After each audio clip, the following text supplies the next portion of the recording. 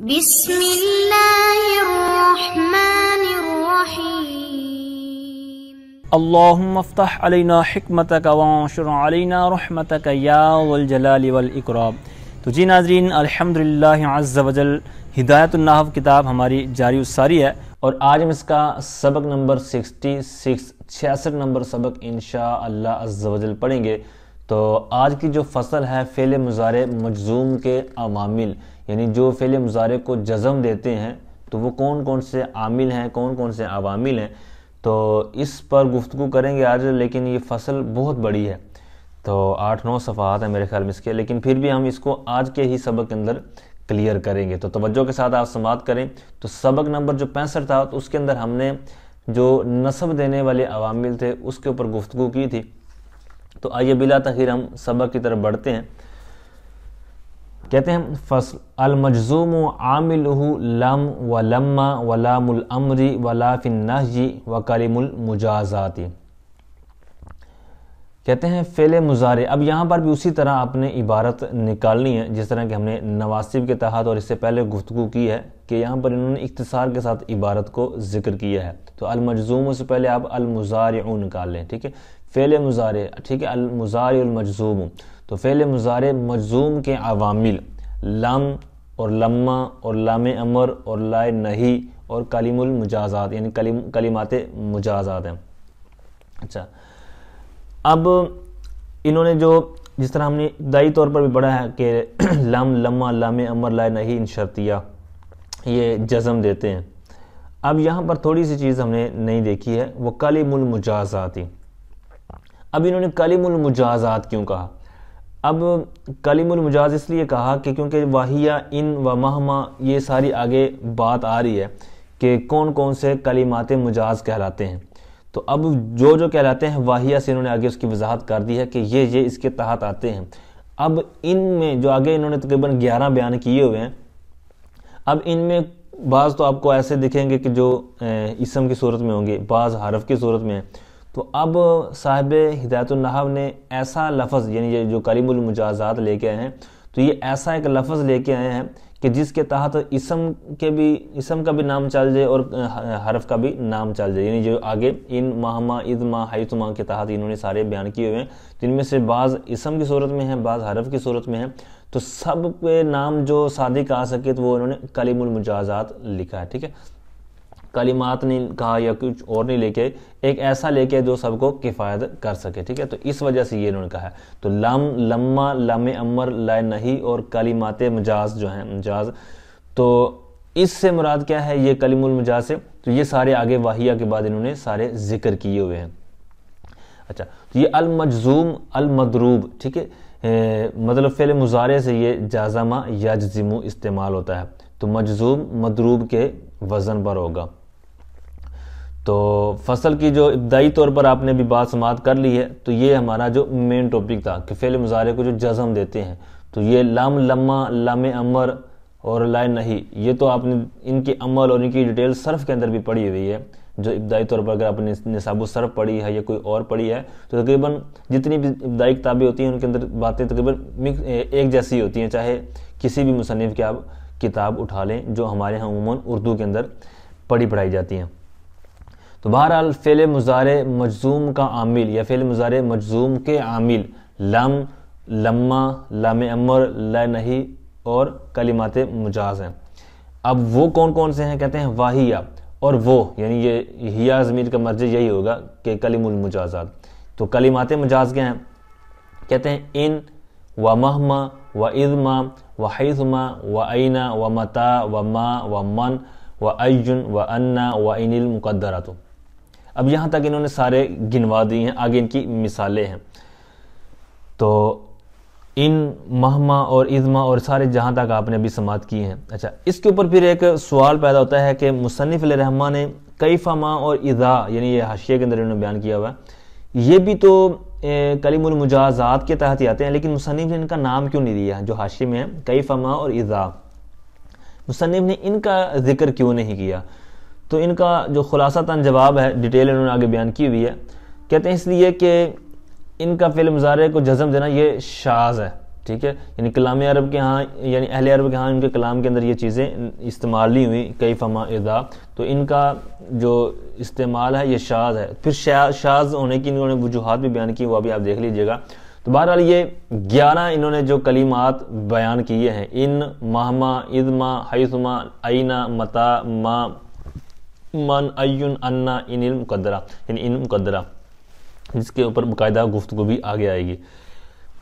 اچھا، اب یہاں تک تو یہ انہوں نے جو آخری لفظ تھا کلم المجاز، تو اس کے تحت کون کون سے اسماء اور حروف شامل تھے، تو یہ سارے انہوں نے یہاں پر ذکر کر دی ہیں، بیان کر دی ہیں۔ اب یہاں سے آگے ان کی مثالیں دے رہے ہیں، کہتے ہیں نحو لم یضرب ولما یضرب ولیضرب ولا تضرب وان تضرب اضرب الی آخرہ۔ یہ ان تضرب اضرب مثال کے بعد آپ آہ دیکھ رہے ہوں گے لکھا ہوا ہے، تو یہ ایک تخفیف ہے، مخفف ہے جملے کا، وہ ہے الی آخرہ، اگر اس سے اگر مراد لینا چاہیں، اگر کسی اور سے بھی بعض اوقات بن جاتے ہیں لیکن یہ زیادہ استعمال ہوتا ہے۔ اچھا، تو اس کا کیا مطلب ہوتا ہے؟ تو اس کا مطلب یہ ہوتا ہے کہ اب انہوں نے مثال دی ہے ایک، ان تضرب اضرب، وقیہ مطلب دیکھیں، لم یضرب یہ ہے لم کی مثال، لما یضرب یہ ہے لما کی مثال، اسی طرح لم امر کی، لا نہی کی۔ اب آگے تھے کلم المجازات، اب اس کے تحت چونکہ 11-12 جو ہیں یہ انہوں نے لکھے ہوئے ہیں، لیکن صرف مثال دی ہے ایک، ان تضرب اضرب، یعنی جو سب سے پہلے واہیہ کے بعد انہوں نے لکھا تھا، تو یہ مثال انہوں نے صرف اس کی دی ہے، آگے والوں کی مثال نہیں دی۔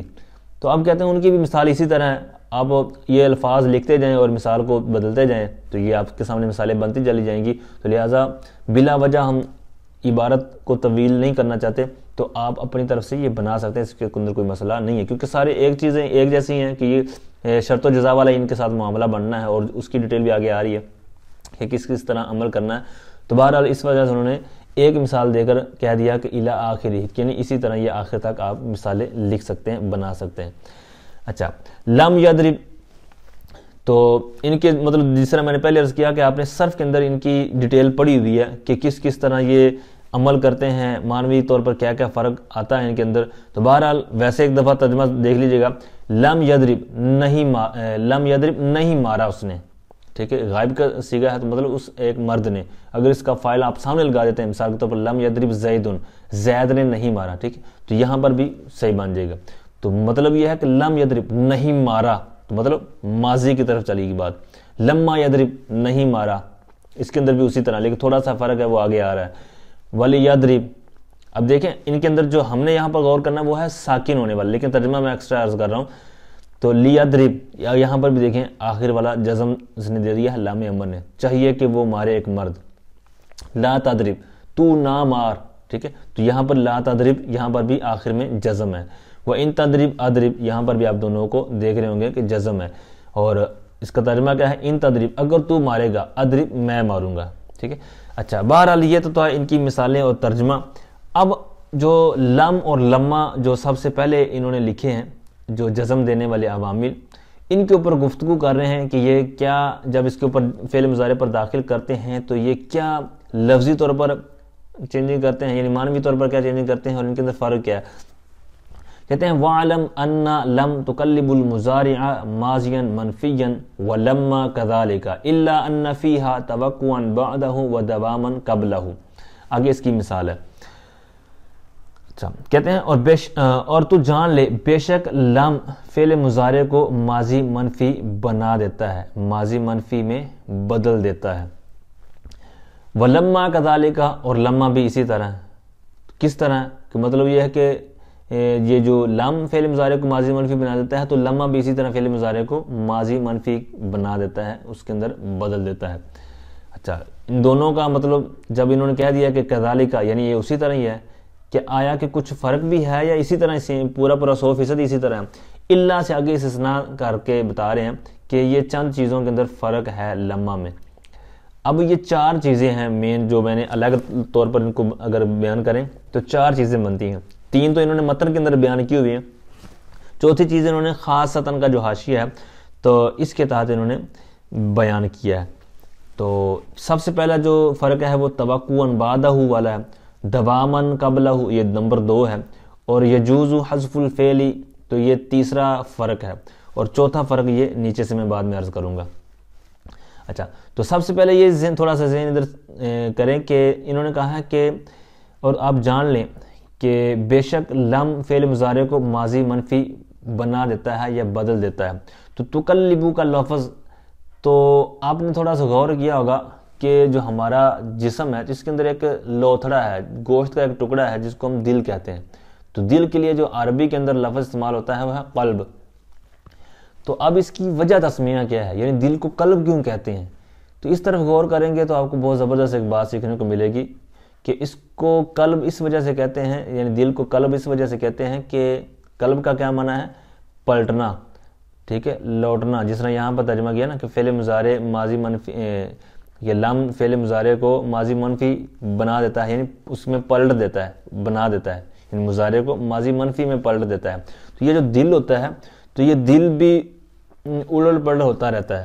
جس طرح مثال کو آپ نے بھی کبھی غور کیا ہوگا، تجربہ کیا ہوگا کہ بعض اوقات بندہ جناب بڑا اچھا سوچ لیتا ہے کہ میں یار اب یہ بھی کر دوں گا، اب وہ بھی کر دوں گا، فلاں نیکی کروں گا، فلاں گناہ سے بچوں گا، لیکن جیسے ہی کچھ لمحے گزرتے ہیں، کسی اور کی صحبت میں بیٹھتا ہے، جا کر کسی اور سے گپ شپ کرتا ہے یا کچھ اور انوائرمنٹ میں جاتا ہے، تو کیا ہوتا ہے کہ وہ ساری جو اس کی صورتحال ہوتی تھی، پہلی جو کیفیت تھی، تو وہ ساری بدل جاتی ہے، ٹھیک ہے۔ تو یہ جو دل کے معاملات ہیں نا، تو یہ بدلتے رہتے ہیں، تو اس وجہ سے اس کو قلب کہتے ہیں۔ تو بہرحال آئیے ان کے جو فرق ہیں لم اور لمہ کے اندر، 4 جو فرق ہیں ان کی طرف بڑھتے ہیں۔ سب سے پہلے کہتے ہیں الا ان فیھا توقعا بعدہ ودواما قبلہ، یہ 2 فرق ہیں، انہوں نے اکٹھا ہی لکھا ہوا ہے ان کو۔ ان کی تفصیل، ان کا ترجمہ سماعت کرنے سے پہلے اس کی مثال کا ترجمہ سماعت کریں۔ کہتے ہیں کامل امیر لما یرکب، امیر محترم کھڑے ہوئے ابھی تک سوار نہیں ہوئے۔ اب امیر محترم سے کوئی بھی مراد لے سکتے ہیں، امیر المؤمنین اگر آپ مثال لینا چاہیں تو وہ بھی ٹھیک ہے، یا آپ کوئی بھی جناب امیر قافلہ ہے یا جناب کوئی سردار ہے، ٹھیک ہے، کسی کے بارے میں سوچ لیں۔ بہرحال امیر محترم کھڑا ہوا یا امیر محترم کھڑے ہوئے ابھی تک سوار نہیں ہوئے۔ اچھا، اب آئیں غور کریں الا ان فیھا توقعا بعدہ، لم کے ذریعے آپ نے نفی کی ہے یا لمہ کے ذریعے نفی کی ہے؟ اب فعل مضارع پر داخل ہوا، فعل مضارع کا ویسے تو ترجمہ اور اس کا معنی کیا ہے؟ فعل مضارع حال یا استقبال کے معنی میں ہوتا ہے، یعنی یا تو اس کے اندر حال ہوتا ہے، جس طرح یضربو مارتا ہے یا مارے گا وہ ایک مرد، حال بھی ہے اور استقبال دونوں ہیں، لیکن پھر اس کی ڈیٹیل آپ نے پہلے پڑھ لی ہے کہ کیسے کیسے استقبال کے ساتھ خاص ہو جاتا ہے اور کس طرح حال کے ساتھ۔ اچھا، تو 2 معنی ہے مضارع کے اندر، لیکن جیسے ہی لم آیا یا لمہ آیا اس نے کیا کر دیا؟ ماضی منفی بنا دیا۔ ماضی منفی تو بنا دیا، لیکن فرق کیا ہے؟ کہتے ہیں توقعا بعدہ، فرق یہ ہے لمہ کے اندر کہ پہلا فرق یہ ہے کہ توقعا بعدہ، تو جس فعل کی آپ نے نفی کی ہے تو اس کے بعد اس کی توقع ہوتی ہے، یعنی جس فعل کی آپ نے نفی کر دی ہے کہ ابھی وہ سوار نہیں ہوئے، لیکن اس زمانے کے بعد، یعنی جو ابھی وقت گزر گیا ہے، یہ جو گزرا ہوا وقت ہے، تو اس کے بعد یہ اس فعل کے وقوع کی امید ہوتی ہے، توقع ہوتی ہے۔ جیسے کامل امیرو، امیر محترم کھڑے ہوئے ابھی تک سوار نہیں ہوئے، لیکن امید ہے کہ اس کے بعد، یعنی جو بھی وقت گزر رہا ہے اور آئندہ جو وقت آنے والا ہے اس کے اندر وہ سوار ہو جائے، اس کی امید ہے، توقع ہے، ٹھیک ہے۔ تو یہی اس کے اندر فرق ہے کہ لمہ جس فعل پر داخل ہوگا اور جس کی نفی اس نے کی ہے، تو اگرچہ اس نے نفی کر دی ہے لیکن آئندہ ہو سکتا ہے کہ وہ فعل جس کی نفی میں نے کر دی ہے تو وہ کیا ہو، وہ فعل وقوع میں آ جائے، وہ واقع ہو جائے۔ جس طرح اس کی اور مثال لے لیں کہ جس طرح سب سے پہلے انہوں نے مثال لم یضرب، اب یہاں لما یضرب اگر کہیں تو لما یضرب زیدن، زید نے ابھی تک نہیں مارا، زید نے ابھی تک عمر کو نہیں مارا، لیکن امید ہے کہ وہ آئندہ مارے گا، ٹھیک ہے، کیونکہ لما استعمال ہوا ہے۔ اور اگر ہم لم یضرب زیدن امرن کہیں کہ زید نے عمر کو نہیں مارا، تو ٹھیک ہے بھائی نہیں مارا، اور آئندہ مارے اس میں یہ نہیں کہہ سکتے، ٹھیک ہے، لم کے طور پر۔ اور اگر لما استعمال کریں گے تو اس کے اندر ہے کہ مارا تو نہیں ہے، یعنی ماضی منفی تو بنا دیا ہے، اس نے مارا نہیں ہے یا سوار نہیں ہوا، لیکن توقعا بعدہ، یہ زمانہ جیسے گزرے گا، آئندہ جو زمانہ آنے والا ہے مستقبل میں، وہ امید ہے کہ وہ توقع ہے کہ وہ کیا کرے، سوار ہو جائے، یا جو بھی فعل استعمال ہو رہا ہے تو اس حساب سے وہ اس کا ترجمہ ہو جائے گا۔ تو اس فعل کی جس کی نفی کی ہے اس کے اندر توقع ہوتی ہے، امید ہوتی ہے۔ یہ تھا پہلا فرق لمہ کے اندر۔ دوسرا یہ ہے کہ وَدَوَامًا قَبْلَهُ، اور جو ما قبل ہے یعنی اس کا جو پہلا جو نفی جس کی ہے تو اس کے اندر استمرار ہوتا ہے، دوام ہوتا ہے، اس کے اندر استغراق ہوتا ہے. جیسے مثال جو انہوں نے دی اسی پر غور کریں، قام الامیر لما یرکب، امیر محترم کھڑے ہوئے، لما یرکب ابھی تک سوار نہیں ہوئے، یعنی جب سے کھڑے ہوئے ہیں تو تب سے جناب وہ سواری نہیں ہوئے، اس وقت سے کھڑے ہوئے ہیں. ٹھیک ہے، تو یہ سارے جتنا بھی اس کا وقت ہے تو سب پورے وقت وہ گھیرے ہوا ہے. ٹھیک ہے، اس سب کی نفی ہے کہ وہ لما یرکب ابھی تک سوار نہیں ہوئے، یعنی جب تک میں بول رہا ہوں، گفتگو کر رہا ہوں تو میرا تکلم تک وہ ابھی تک وہ سوار نہیں ہوئے، وہ کھڑے ہوئے ہیں. ٹھیک ہے، تو نمبر ایک شرط کیا تھی، فرق کیا تھا کہ اس فعل کی توقع ہوتی ہے اس کے بعد، اور دوسرا یہ ہے شرط، اس کی فرق یہ ہے کہ اس کا ما قبل جو ہے اس کے اندر دوام ہوتا ہے، استمرار ہوتا ہے، اس کے اندر لگاتار وہ فعل مطلب جس کی نفی کی ہے وہ پایا جا رہا ہوتا ہے. جس طرح لما یرکب سوار نہ ہونے کی نفی ہے تو یہ استمرار کے ساتھ ہے، استغراق کے ساتھ ہے، یعنی جتنا وقت گزرا ہے تو سب کے اندر یہ پایا جا رہا ہے. یہ دو چیزیں ہوگی، دو فرق. آگے کہتے ہیں وَأَيْضًا يَجُوزُ حَذْفُ الْفِعْلِ بَعْدَ لَمَّا خَاصَةً، کہتے ہیں خصوصی طور پر لما کے بعد فعل کا حذف کرنا جائز ہے، یعنی لم کے اندر فعل کو حذف نہیں کر سکتے، لما کے اندر یہ خصوصیت ہے کہ اس کے بعد فعل کو حذف کر سکتے ہیں. جیسے مثال دے رہے ہیں، کہتے ہیں تقول تو کہے گا نادم زید ولما، زید نادم ہوا، ولما اور ابھی تک نہیں. مطلب کیا ابھی تک نہیں، اب اس کے بعد فعل کو حذف کر سکتے ہیں. وہ فعل کیا تھا، ای سے وہ خود اس کی تفسیر کر رہے ہیں، کہتے ہیں ولما ينفعه، اور ابھی تک اس کو اس نے نفع نہیں دیا، ولما ينفعه ندم، اور ابھی تک یعنی وہ نادم پشیمان تو ہوا، شرمندگی تو ہوئی زید کو، لیکن ابھی تک اس شرمندگی نے اس کو نفع نہیں دیا. ولم ينفعه ندم، ندم مطلب ندامت نے، شرمندگی نے اس کو نفع نہیں دیا. تو یہ ہے تیسرا فرق کہ لما کے اندر فعل کا حذف کرنا یہ جائز ہوتا ہے. اب اس کے اندر یہ جائز ہوتا کیوں ہے، لم کے اندر ایسا کیوں نہیں ہے؟ تو اس کی وجہ انہوں نے خاصتاً کے حاشیہ میں بیان کی ہے کہ جو لما ہے تو یہ لم اور ما سے مرکب ہے، یعنی اس کے ساتھ ما زائدہ بھی ہے، اور ما زائدہ جو ہے وہ فعل کے قائم کم ہو جاتا ہے. جس طرح مثال کے طور پر ولما نادم زید ولما جو انہوں نے کہا ہے، تو یہ جو لم کے ساتھ ما اٹیچ ہے لما میں، تو یہ یوں سمجھیں کہ اگرچہ اس کا بعد جو فعل ہے حذف کرنا جائز ہے، لیکن جو اس کے ساتھ ما اٹیچ ہے ما زائدہ، تو یہ گویا کہ اس کی طرف قرینہ ہو جاتا ہے، قائم کام ہو جاتا ہے کہ بھائی یہاں پر کوئی چیز حذف ہے.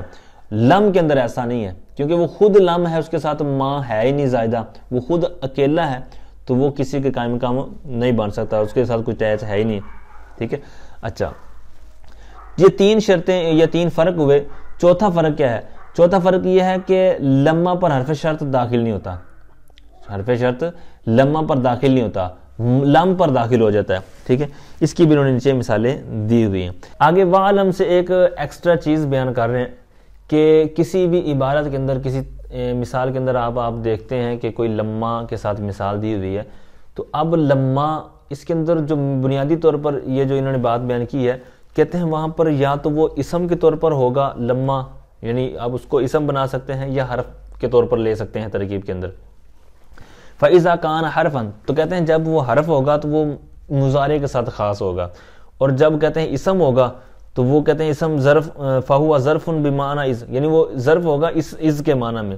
اچھا، تو اس وقت کیا ہوگا؟ کہتے ہیں اس کے بعد ماضی ہونا لازم ہے، یا تو وہ ماضی لفظی طور پر ہوگی یا پھر معنوی طور پر ہوگی. اور دوسرا ساتھ میں اسی کے ساتھ یہ ہے کہ اس کا جواب جو ہوگا وہ جملہ اسمیہ ہوگا، اور جملہ اسمیہ بھی وہ ہوگا کہ وہ اذا مفاجاتیہ جو ہے اس کے ساتھ وہ ملا ہوا ہوگا. جیسے مثال ہے فَلَمَّا كُتِبَ عَلَيْهِمُ الْقِتَالُ إِذَا فَرِيقٌ مِّنْهُمْ. ٹھیک ہے، اچھا اب اگر ان کے علاوہ ہے، یہ نہ تو اسم والی صورت ہے نہ حرف والی صورت ہے، تو پھر وہ جو لما ہے وہ اللہ کے معنی میں استثناء کے طور پر استعمال ہوگا. ٹھیک ہے، اچھا یہاں تک ہماری جو لم اور لما کے اندر جو انہوں نے تین فرق بیان کیے ہیں تو وہ ہم نے پڑھے ہیں. آگے کہتے ہیں یہ جو مثال تھی ان کی جو کلم المجازات کے تحت انہوں نے گفتگو کی تھی، کہتے ہیں وَأَمَّا كَلِمُ الْمُجَازَاتِ حَرْفًا كَانَتْ أَوْ اسْمًا فَهِيَ تَدْخُلُ عَلَى الْجُمْلَتَيْنِ لِتَدُلَّ عَلَى أَنَّ الْأُولَى سَبَبٌ لِلثَّانِيَةِ. کہتے ہیں بہرحال کلم المجازات حرف ہوں خواہ اسم ہوں تو یہ دو جملوں پر داخل ہوتے ہیں، دو جملوں پر، اور جملے بھی آپ کو پتہ ہے کہ جملہ فعلیہ ہی ہوں گے، دو جملوں پر یہ داخل ہوتے ہیں، حرفن کانت او اسمن، یعنی خواہ وہ حرف ہوں خواہ اسم ہو. تو جس طرح میں نے شروع میں عرض کیا کہ ان کو کلم المجازات بھی اسی وجہ سے کہا کہ یہ واہیہ ان وغیرہ جو آگے انہوں نے بیان کیے تھے تو ان کے اندر کچھ تو حرف کی صورت میں ہیں، کچھ اسم کی صورت میں ہیں، اس لیے انہوں نے ایک ایسا لفظ لیا کہ جو دونوں کو کفایت کر سکے، تو کلم المجازات کہا. تو یہاں پر انہوں نے اس کی صراحت کر دی کہ بہرحال کلم المجازات خواہ حرف ہوں خواہ اسم ہوں، یہ دو جملوں پر داخل ہوتے ہیں، یعنی دو جملے بھی وہی یعنی جن کو جملہ فعلیہ کے طور پر ہوں گے. اب یہ کیوں داخل ہو، کہتے ہیں تاکہ دلالت کرے کہ پہلا جو ہے وہ دوسرے کا سبب ہے، یعنی پہلا جو ہے دوسرے کا سبب ہے، یعنی دوسرا مسبب ہے. تو پہلا سبب ہے دوسرے کا، کہتے ہیں وَتُسَمَّ الْأُولَى شرطن، پہلے کو شرط کا نام دیا جاتا ہے، وَالثَّانِيَةُ جزان، اور دوسرے کو جزا کا نام دیا جاتا ہے. ثم ان کان الشرط والجزاء، اب یہاں سے آگے بات بیان کرنے سے پہلے یہاں پر ایک قاعدہ ذہن نشین رکھیں، میں نے پہلے بھی ایک دو جگہ پر بیان کیا ہے، سما یسمی تسمیتن. اب یہ اگر نام رکھنے کے معنی میں ہو تو اس کے دو مفعول ہوتے ہیں. اب جس طرح آپ یہاں پر دیکھ رہے ہیں کہ یہاں پر اس کا نام پہلے کا نام رکھا جاتا ہے شرط، ٹھیک ہے. اب آپ دیکھ رہے ہوں گے کہ یہاں پر سما یسمی تو استعمال ہوا ہے، اب یہاں پر جو اس کی کنڈیشن لگائی ہے قاعدے کے اندر کہ اگر یہ نام رکھنے کے معنی میں ہو تو یہاں پر اس کا استعمال بھی اسی معنی میں ہوا ہے کہ یہاں پر نام رکھنے کے معنی میں ہے. یہ اوپر جو کہا نا کہ پہلا دوسرے کا سبب ہوتا ہے، کہتے ہیں پہلے کا نام رکھا جاتا ہے شرط اور دوسرے کا نام رکھا جاتا ہے جزا، ٹھیک ہے. تو یہ دو پورا قاعدہ پایا گیا. تو یہاں پر وہ صورت بھی پائے گی کہ جب یہ ہو کہ سما یسمی تسمیتن نام رکھنے کے معنی میں ہو تو اس کے دو مفعول آتے ہیں. تو یہاں پر بھی دو مفعول ہیں، لیکن چونکہ یہاں پر فعل مجہول کے طور پر ہے تو یہ پہلا جو مفعول تھا اس کو ہم نے نائب الفاعل بنا دیا، ٹھیک ہے. اسی طرح وہ عطف کی صورت میں آگے انہوں نے ذکر کیا ہوا ہے، ٹھیک ہے. اور اگر یہ نام رکھنے کے معنی میں نہ ہو تو پھر یہ اس کا ایک ہی مفعول آتا ہے. جس طرح کہ آگے والا ہمارا جو سبق ہوگا تو اس کے اندر یہ استعمال ہوگا فعل ما لم یعنی آگے والی جو فصل ہے فعل ما لم یسمى فاعلہ. اب یہاں پر جو ہے یہ نام رکھنے کے معنی میں نہیں ہے، یہاں پر یہ ذکر کرنے کے معنی ہے، لم یذکر کے معنی میں، ٹھیک ہے. یہاں پر حاشیے میں بھی انہوں نے صراحت کی ہوئی ہے، تو لہٰذا وہاں پر پھر اس کا فاعلہ ایک ہی نائب فاعل ہے، آگے اس کا مفعول نہیں ہے، یعنی ایک ہی مفعول تھا تو وہی اس کا نائب فاعل بن گیا، ٹھیک ہے. تو امید کرتا ہوں یہ آپ کو بات سمجھ آئی ہوگی. اچھا اب ہم آگے بڑھتے ہیں اپنے سبق کی طرف. پہلا مطلب سبب اور یعنی پہلا جو ہے وہ سبب بنے گا دوسرے کا، یعنی جو دو جملے ہیں یعنی جس کے اوپر یہ کلمات مجاز یعنی یہ ان وغیرہ جو داخل ہوں گے، تو پہلا سبب دوسرا مسبب، یعنی پہلے کو نام کیا دیں گے شرط، دوسرے کو جزا، یعنی شرط و جزا کے طور پر. اچھا اب یہاں پر آگے جب جن کے اوپر یہ داخل ہوں گے، یعنی جس طرح اوپر کہا کہ یہ دو جملوں پر داخل ہوں گے کلمات مجاز میں سے جو بھی استعمال ہو رہا ہوگا، تو اب دو جملے جو ہیں، دو جملے ہوں گے تو فعلیہ، اب ان کے اوپر کیا چینجنگ ہوگی تو وہ یہاں سے چار صورتیں بیان کر رہے ہیں. چار صورتیں ایک دفعہ اجمالاً سماعت کر لیں کہ یا تو اگر مثال کے طور پر آپ نے ان استعمال کر رہے ہیں کلمات مجاز میں سے ان، تو اب شرط و جزا دونوں مضارع ہیں تو کیا صورت ہوگی، دونوں ماضی ہیں تو کیا صورت ہوگی، یعنی کس کس کو جزم دے گی کس کو نہیں دے گی، کیونکہ ہم جوازم کے تحت ہم سب کو پڑھ رہے ہیں، یہ فصل ہماری جوازم والی ہے، ٹھیک ہے. تو یہ دو مضارع ہیں یعنی دونوں جملے تو جزم دے گی، یعنی ٹھیک ہے دونوں ماضی ہیں تو دے گی، یعنی اسی طرح ان میں سے ایک مطلب مضارع ہے دوسرا ماضی ہے، ٹھیک ہے. تو خواہ وہ شرط ماضی ہے خواہ جزا ماضی ہے، ٹھیک ہے. تو اس طرح یہ چار صورتیں بنیں گی.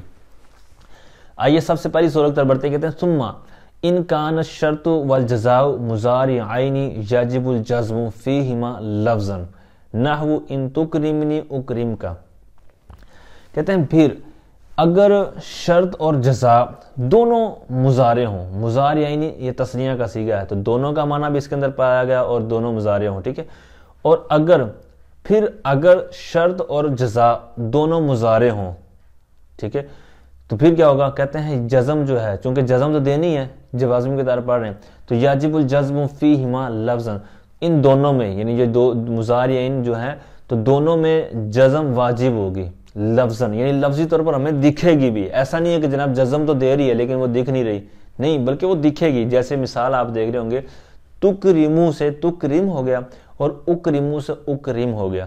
تو ان تکریمنی، اگر تو میرا اکرام کرے گا، اگر تو میری عزت کرے گا، اکرم کا میں تیری بھی عزت کروں گا.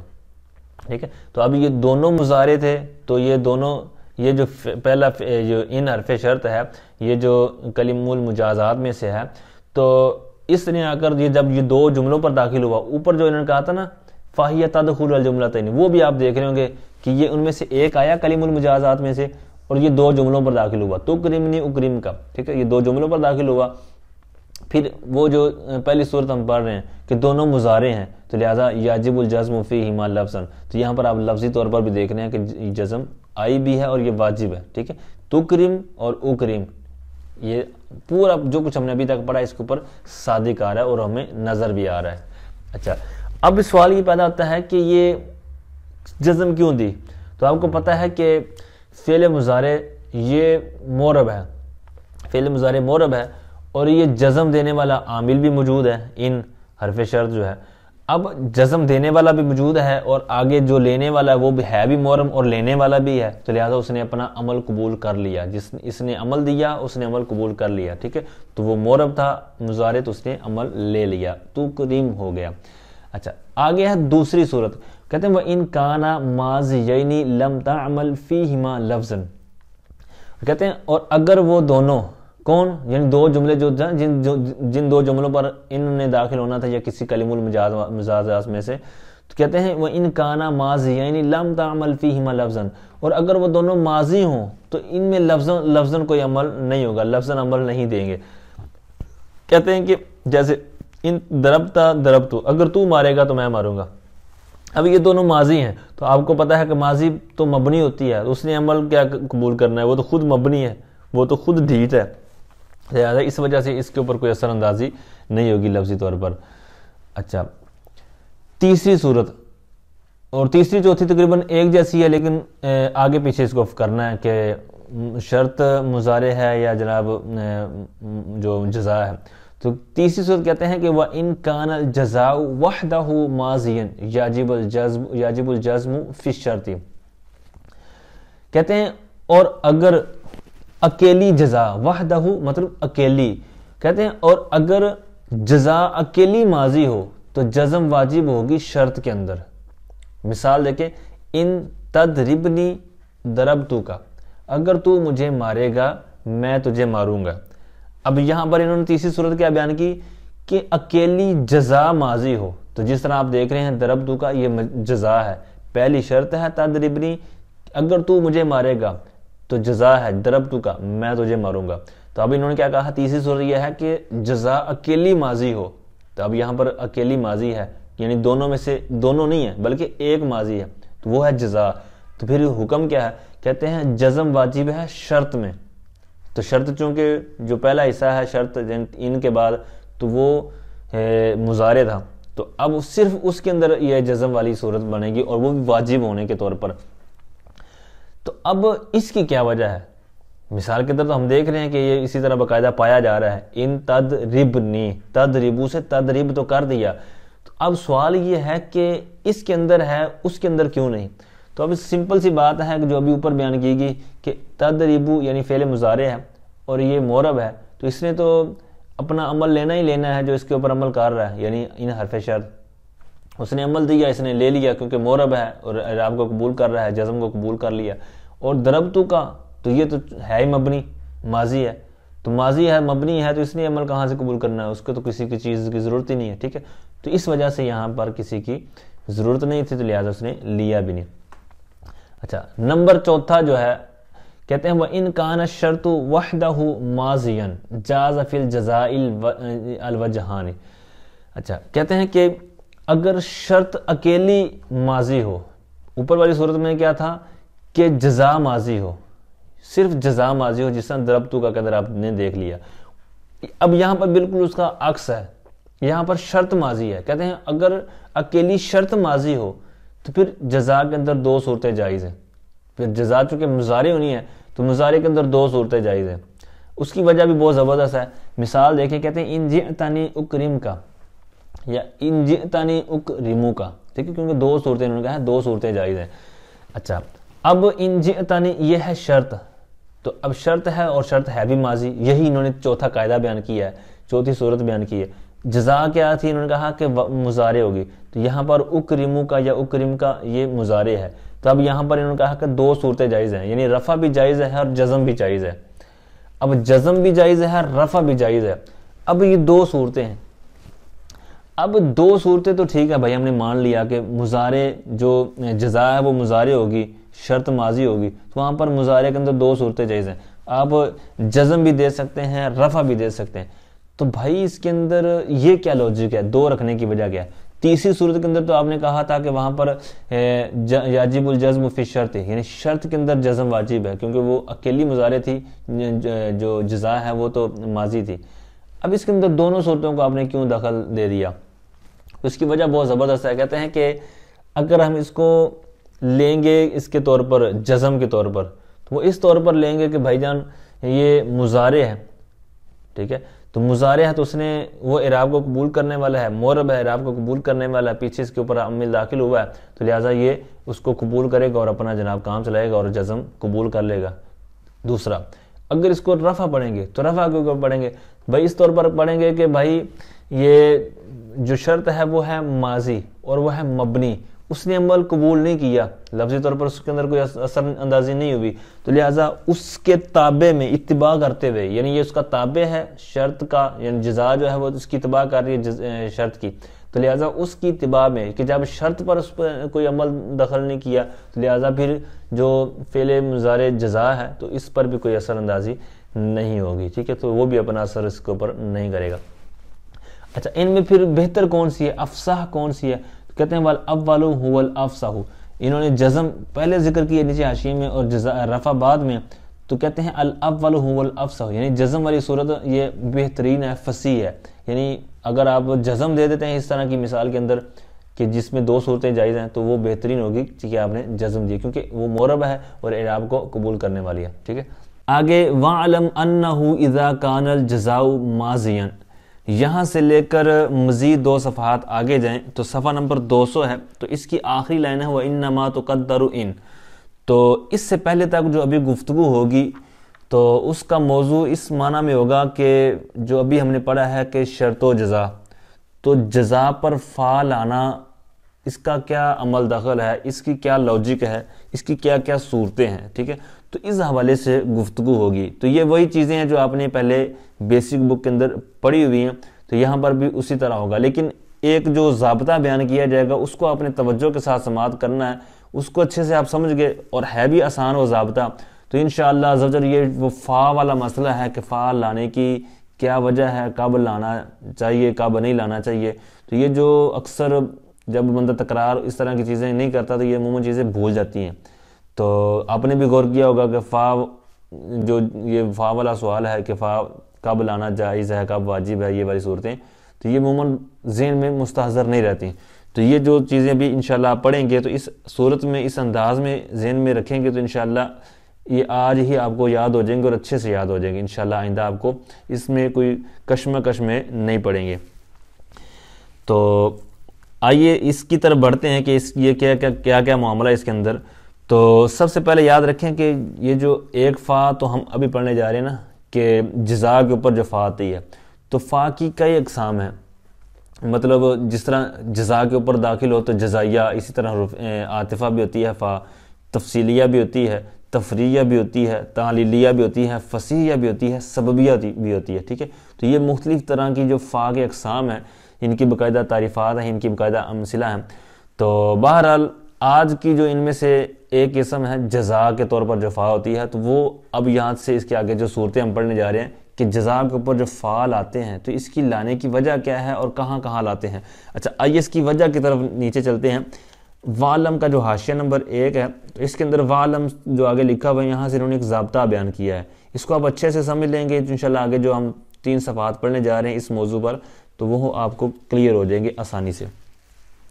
کہتے ہیں ان ضابطۃ ہا ہونا، کہتے ہیں یہاں پر ضابطہ یہ ہے کہ حرف شرط یعنی یہ جو کلمات شرط یا کلم المجازات ابھی آپ نے پیچھے پڑھے ہیں، تو کہتے ہیں یہ حرف جو شرط ہوگا اگر تو وہ جزا میں مؤثر ہوا ہے، یعنی اس نے اپنا عمل دکھایا ہے جزا کے اندر، مطلب یہ ہے کہ مثال کے طور پر ماضی پر داخل ہوا، جس طرح کہ اس کی آگے مثال آ رہی ہے، تو ماضی پر داخل ہوا تو اس نے ماضی کو استقبال کے معنی کر دیا، تو پتہ چلا کہ اس نے اس کے اندر عمل کیا ہے، مؤثر ہوئی ہے، یعنی جو حرف شرط ہے یہ مؤثر ہوا ہے۔ تو یہی یہاں پر کہہ رہے ہیں کہ اگر حرف شرط جزا میں مؤثر ہوا ہے تو پھر فا داخل کرنا جائز نہیں ہے، کیونکہ اس نے خود ہی ایک کنیکشن قائم کر لیا، اس کا خود براہ راست رابطہ ہے، تو اب مزید ربط قائم کرنے کی حاجت نہیں ہے، ٹھیک ہے۔ اچھا، تو اس صورت میں تو جائز نہیں ہے کیونکہ اس نے اپنا اثر کیا ہے حرف شرط نے۔ اچھا، دوسرا یہ کہتے ہیں آگے کہ اگر اس نے بالکل بھی اثر کیا ہی نہیں ہے تو پھر کہتے ہیں فا داخل کرنا واجب ہے، تاکہ ایک ربط رہے، ایک رابطہ رہے، کنیکشن رہے۔ دو صورتیں ہوگی، اثر کیا ہے تو داخل کرنا جائز نہیں ہے، اور اگر بالکل اثر کیا ہی نہیں ہے تو پھر داخل کرنا واجب ہے۔ پہلی صورت ہے ناجائز کی، ممتنع کی، جائز نہیں ہے پہلی صورت۔ دوسری ہے بالکل اثر نہیں کیا تو پھر کہتے ہیں کہ یہ واجب ہے فا داخل کرنا، تاکہ ایک ربط رہے۔ تیسری صورت یہ ہے کہ بھائی دونوں چیزیں ہیں، یعنی اثر کیا ہے اس کا بھی احتمال ہے اور نہیں کیا اس کا بھی احتمال ہے، ٹھیک ہے۔ اس کے اندر پھر دونوں صورتوں کا رکھ دیں گے، بھائی آپ فا رکھ بھی سکتے ہیں، یعنی فا لگا بھی سکتے ہیں، فا نہیں بھی لگا سکتے جزا پر، ٹھیک ہے۔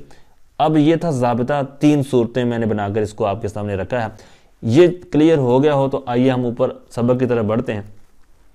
تو اب یہاں سے جو صورتیں بیان کریں گی یہ کتنی ہوں گی، تو یہ جو متن کے اندر انہوں نے لکھی ہوئی ہیں، اگر ان کو الگ الگ شمار کریں تو یہ ٹوٹل بنتی ہیں 7، اور 8ویں صورت انہوں نے آگے حاشیے میں بیان کی ہے صفحہ نمبر 200 پر، وہ بھی انشاءاللہ میں عرض کروں گا یاد رہا تو آئیے اس کی طرف بڑھتے ہیں۔ کہتے ہیں وَعْلَمْ أَنَّهُ إِذَا كَانَ الْجَزَاءُ مَاضِيًا بِغَيْرِ قَدْ لَمْ يَجُزِ الْفَاءُ فِيهِ، کہتے ہیں اور تو جان لے بے شک جب جزا ماضی ہو بغیر قد کے، یعنی شرط و جزا میں سے جو جزا ہے وہ ماضی ہے بغیر قد کے، یعنی ماضی قد کے بغیر ہے، ماضی کے ساتھ قد بھی آ جاتا ہے لیکن قد کے بغیر ہے تو فا پھر داخل کرنا کہتے ہیں جائز نہیں ہے۔ لم یجوز الفاء فیہ، تو کہتے ہیں اس صورت میں جو فا داخل کرنا جائز نہیں ہے۔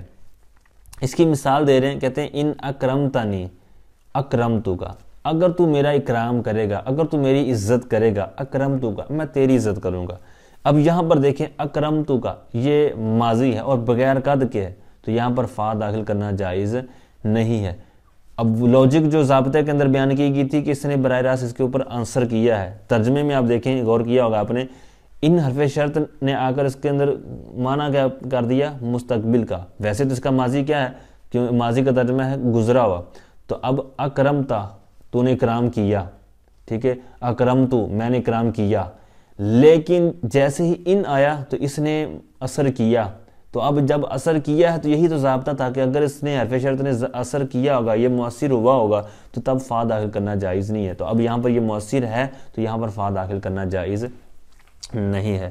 اچھا، اب یہ جو ماضی ہے خواہ لفظی ہو، جس طرح کہ آپ نے اس کی مثال ابھی دیکھی، خواہ معنوی طور پر ہو، یعنی تو اس کی بھی انہوں نے مثال دی، کہتے ہیں ان کمتا اگر تو کھڑا ہوگا، لم اکم میں کھڑا نہیں ہوں گا، ٹھیک ہے۔ اب اگرچہ یہ فعل مضارع ہے اقوم سے، لیکن لم اگر اس نے ماضی معنوی یعنی معنوی طور پر اس کو ماضی بنا دیا، ٹھیک ہے، مانن۔ اچھا، تو لفظاً اور مانن یعنی معنوی طور پر جو 2 صورتیں ہوگی ماضی، ٹھیک ہے، جو اوپر بیان کیا تھا اوپر کے ماضی بغیر قد کے ہو، تو یہاں پر اس کی 2 صورتیں آ گئی، لفظی طور پر ہو یا معنوی طور پر ہو۔ اب اس کے اوپر ایک اشکال ہے، وہ آگے آئے گا تو اس کے اوپر میں یہ آپ نے یاد رکھنا ہے معنوی والی صورت کو۔ اچھا، یہاں تک ہماری ایک صورت ہوگی۔ انہوں نے ایک اور اس کی مثال دی ہے قرآن پاک سے، قال اللہ تعالی ومن دخلہ کان آمنا۔ اب یہاں پر بھی آپ دیکھ لیں، کان آمنا ماضی ہے اور یعنی فعل ناقص ہے، ماضی ہے اور قد کے بغیر ہے، تو یہاں پر بھی فا داخل کرنا جائز نہیں ہے۔ اچھا، اب یہاں پر اگر قد کے ساتھ آئے، جس طرح کہ انہوں نے نیچے مثال بھی دی ہوئی ہے، ان اکرمتنی فقد اکرمتک امس، اب یہاں پر قد کے ساتھ آ گیا ہے، تو اب یہاں پر چونکہ اس نے بالکل بھی جو اس کی تاثیر متحقق نہیں ہوئی اس صورت میں، ٹھیک ہے، کیونکہ یہ اپنے معنی پر باقی ہے، تو اس لیے یہاں پر فا آ گیا ہے، ٹھیک ہے، اب یہاں پر وہ صورت نہ رہی۔ اچھا، نمبر 1 صورت ہماری ہوگی جو 7 میں نے عرض کیا تھا۔ اب یہاں پر یہ جو دوسری صورت بیان کر رہے ہیں، اس کے اندر 2 صورتیں ہیں، یعنی دوسری کے اندر 2 صورتیں ہیں، تو اس طرح یہ ٹوٹل 3 بن گئی ابھی تک۔ وَإِن كَانَ مُضَارِعًا مُثْبَتًا أَوْ مَنْفِيًّا بِلَا، اگر جزا مضارع مثبت ہو یا منفی بلا ہو، یعنی منفی ہو مضارع، لیکن منفی کی کئی صورتیں ہوتی ہیں، کئی انداز ہوتے ہیں، لیکن یہاں پر مقید کر دیا کہ لا کے ساتھ منفی ہو، تب یہ والی صورت ہے جو آگے آ رہی ہے، ٹھیک ہے۔ اگر جزا مضارع مثبت ہو، یعنی مضارع ہے اور ہے بھی مثبت، اس کے اوپر نفی والی کوئی صورت نہیں ہے، ٹھیک ہے، یہ نمبر 2 صورت ہوگی۔ نمبر 3 فعل آنے والی صورت کیا ہے کہ جو مضارع ہے وہ منفی بلا ہے، یعنی منفی ہے اور لا کے ساتھ منفی ہے، ٹھیک ہے، تو یہاں تک 3 صورتیں ہوگی۔ تو اب یہ دوسری صورت کے تحت جو 2 صورتیں ہیں، تو یعنی مثبت اور منفی والی، تو کہتے ہیں اس کا حکم کیا کہتے ہیں جاز فیہ الوجہان، اس کے اندر 2 صورتیں جائز ہیں۔ کیوں؟ اس کی وجہ میں عرض کرتا ہوں، پہلے مثال کو دیکھیں، کہتے ہیں ان تضربنی اضرب کا، اگر تو مجھے مارے گا میں تجھے ماروں گا۔ اچھا، اب یہاں پر فا داخل نہیں کیا، تو یہی انہوں نے کہا تھا کہ 2 صورتیں جائز ہیں، فا داخل نہیں بھی کر سکتے، کر بھی سکتے ہیں، تو نہیں داخل کر سکتے، پہلی صورت مثال بیان کی، او سے پھر اسی طرح مثال دے رہے ہیں، اس پر عطف کر رہے ہیں، تو فاضرب کا، یعنی یہ اس طرح مثال بنے گی ان تضربنی فاضرب کا، ٹھیک ہے، یعنی اس کے اوپر اگر پوری عبارت لکھ لیں تو۔ اچھا، تو یہاں پر فا انہوں نے داخل کیا ہے۔ اچھا، اب یہ 2 صورتیں اس کے اندر جائز کیوں ہیں؟ تو یہ ضابطے کے اندر بھی بیان کیا گیا تھا کہ اگر اس کے اندر 2 احتمال ہوں کہ اثر کیا ہے حرف شرط نے، نہیں بھی کیا، دونوں صورتیں ہیں، دونوں احتمال ہیں، تو پھر دونوں صورتوں کا ہم رکھ لیں گے، فعل داخل بھی کر سکتے ہیں، نہیں بھی کر سکتے ہیں۔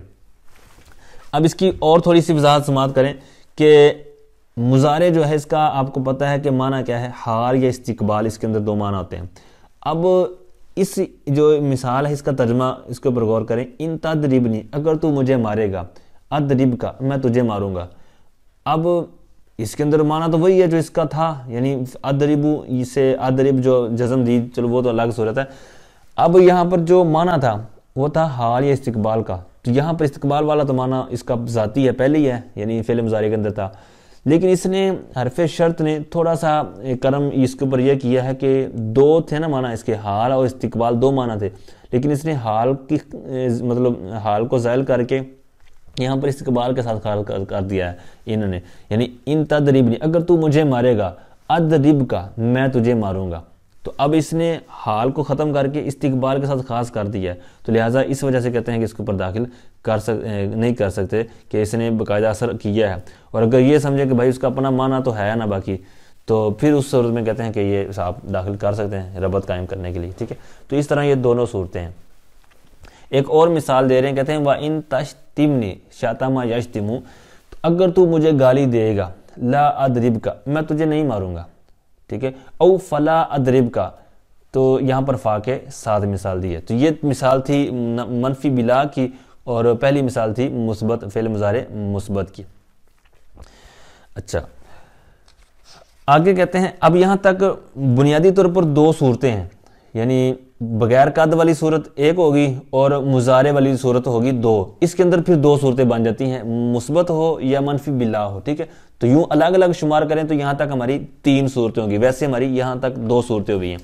اچھا، آگے کہتے ہیں کہ وَإِن لَمْ يَكُنِ الْجَزَاءُ أَحَدَ الْقِسْمَيْنِ الْمَذْكُورَيْنِ فَيَجِبُ الْفَاءُ فِيهِ، اور اگر جزا مذکورہ 2 قسموں میں سے کوئی صورت نہ ہو، یعنی یہ جو اوپر والی 2 بنیادی طور پر جس طرح میں نے کہا ہے 2 صورتیں ہیں، تو کہتے ہیں اگر جزا نہ ہو مذکورہ، یعنی ذکر کی گئی 2 قسموں میں سے کوئی قسم، یعنی اوپر والی 2 صورتوں میں کوئی نہ ہو، نہ تو قد کے ساتھ ہو، نہ مضارع مثبت ہو، نہ منفی بلا ہو، ٹھیک ہے، تو اب پھر کیا ہے، کہتے ہیں فیاجب الفاء فیہ، تو اس صورت میں کہتے ہیں کہ فا واجب ہے، یعنی فا کا داخل کرنا یہ واجب ہو جائے گا۔ کیوں؟ کیونکہ وجہ وہی ہے کہ اس صورت میں اس کے اوپر جو حرف شرط ہوگا وہ مؤثر نہیں ہوا ہوگا، تو لہذا یہاں پر پھر رابطہ اور کنیکشن، ایک لگاؤ قائم رکھنا ہوگا، اور وہ فا کے ساتھ ہی ہو سکتا ہے۔ اچھا، تو اب فا والی کتنی صورتیں ہیں؟ کہتے ہیں وَذَلِكَ فِي 4 صُوَرٍ، کہتے ہیں اور یہ جو کہا ہے نا کہ فا واجب ہے، تو یہ 4 صورتوں میں ہے، ٹھیک ہے، تو 4 صورتیں انہوں نے متن میں بیان کی ہوئی ہیں، اور 5ویں جو صورت ہے تو وہ الرابعہ کا جو حاشیہ 4، تو یہ اگلے صفحے پر جو اس کی کچھ عبارت ہے تو وہاں پر 5ویں صورت انہوں نے بیان کی ہوئی ہے، تو وہ بھی میں ساتھ میں عرض کروں گا، ٹھیک ہے۔ تو 4 صورتیں جو انہوں نے بیان کی ہیں کہ جہاں پر فا داخل کرنا واجب ہے۔ کہتے ہیں الاولا. تو جس طرح میں نے پہلے بھی عرض کیا ہوا ہے کہ اس طرح کی جب عبارات آتی ہیں تو وہاں کوئی نہ کوئی اس کا موصوف محذوف ہوتا ہے. تو یہ صفت ہے الاولا. تو اب پیچھے بات تھی وَذَلِكَ فِي 4 صُوَرٍ، یہ 4 صورتوں میں ہے.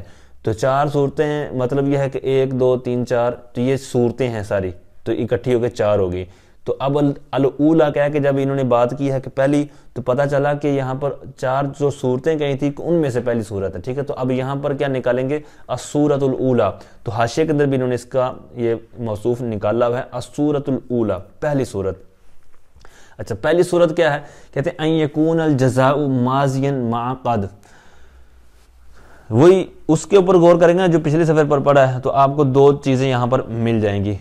جو چیز وہاں ذکر کی گئی تھی اس کا الٹ کریں گے تو وہ یہاں پر صورت آ جائے گی واجب والی صورت میں. تو پیچھے کہا تھا کہ قد کے ساتھ بغیر قد کے ماضی ہو، تو پتہ چلا کہ بغیر قد کے ہو تو اس کا حکم وہ تھا کہ اس کے اوپر فا داخل کرنا جائز نہیں ہے، اور اگر قد کے ساتھ ہو جائے تو پھر یہ حکم ہوگا کہ اس کے اوپر فا آئے گا.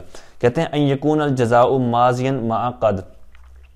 پہلی صورت یہ ہے کہ ماضی قد کے ساتھ ہو، تو پھر کیا ہوگا؟ فا داخل کرنا واجب ہو جائے گا. جس طرح کہ اللہ پاک کا ارشاد یہاں ذکر کیا ہوا ہے کہ ان یسرق فقد سرق اخ له من قبل. حضرت یوسف علیہ السلام کے حوالے سے یہاں پر ایک آیت کریمہ ہے. اب یہاں پر آپ نے کیا غور کرنا ہے کہ سارا کا جو ماضی ہے یہاں پر قد آیا ہوا ہے. اب اس نے چونکہ ان یسرق یہاں پر اس نے کوئی اثر نہیں کیا، یہ مؤثر نہیں ہوا، تو لہٰذا یہاں پر پھر فا کے ساتھ اس کا کنیکشن رابطہ رکھا گیا ہے. اچھا، یہاں پر حاشیہ میں انہوں نے ایک بات بیان کی ہے کہ اب یہاں پر جو مثال ہے اوپر قرآن پاک کی، تو اس کے اندر قد لکھا ہوا ہے، لفظاً ہے.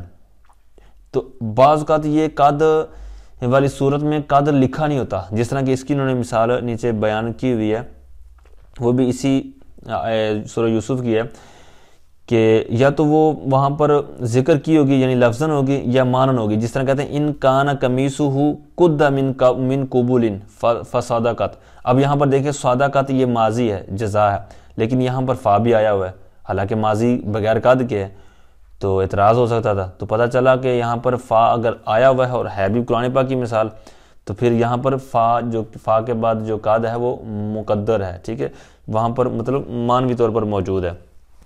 ٹھیک ہے، تو یہاں پر آپ نے کیا ذہن میں رکھنا ہے کہ جو قد والی صورت ہے تو قد بعض اوقات محذوف بھی ہوتا ہے یعنی مقدر بھی ہوتا ہے. تو یہاں پر وہ آپ نے نیچے مثال دیکھ لی. اچھا، تو پہلی صورت 4 صورتوں میں سے کیا ہے کہ اگر ماضی قد کے ساتھ ہوگی تو پھر کیا ہوگا کہ فا لانا واجب ہے.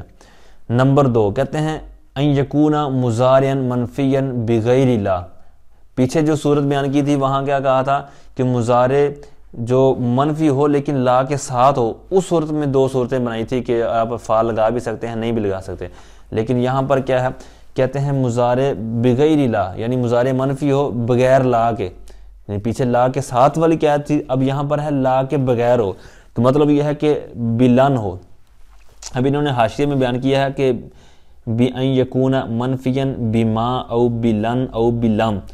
تو یہاں پر 3 صورتیں بیان کی ہیں، ماں کے ساتھ منفی ہو یا لن کے ساتھ ہو یا لم کے ساتھ ہو.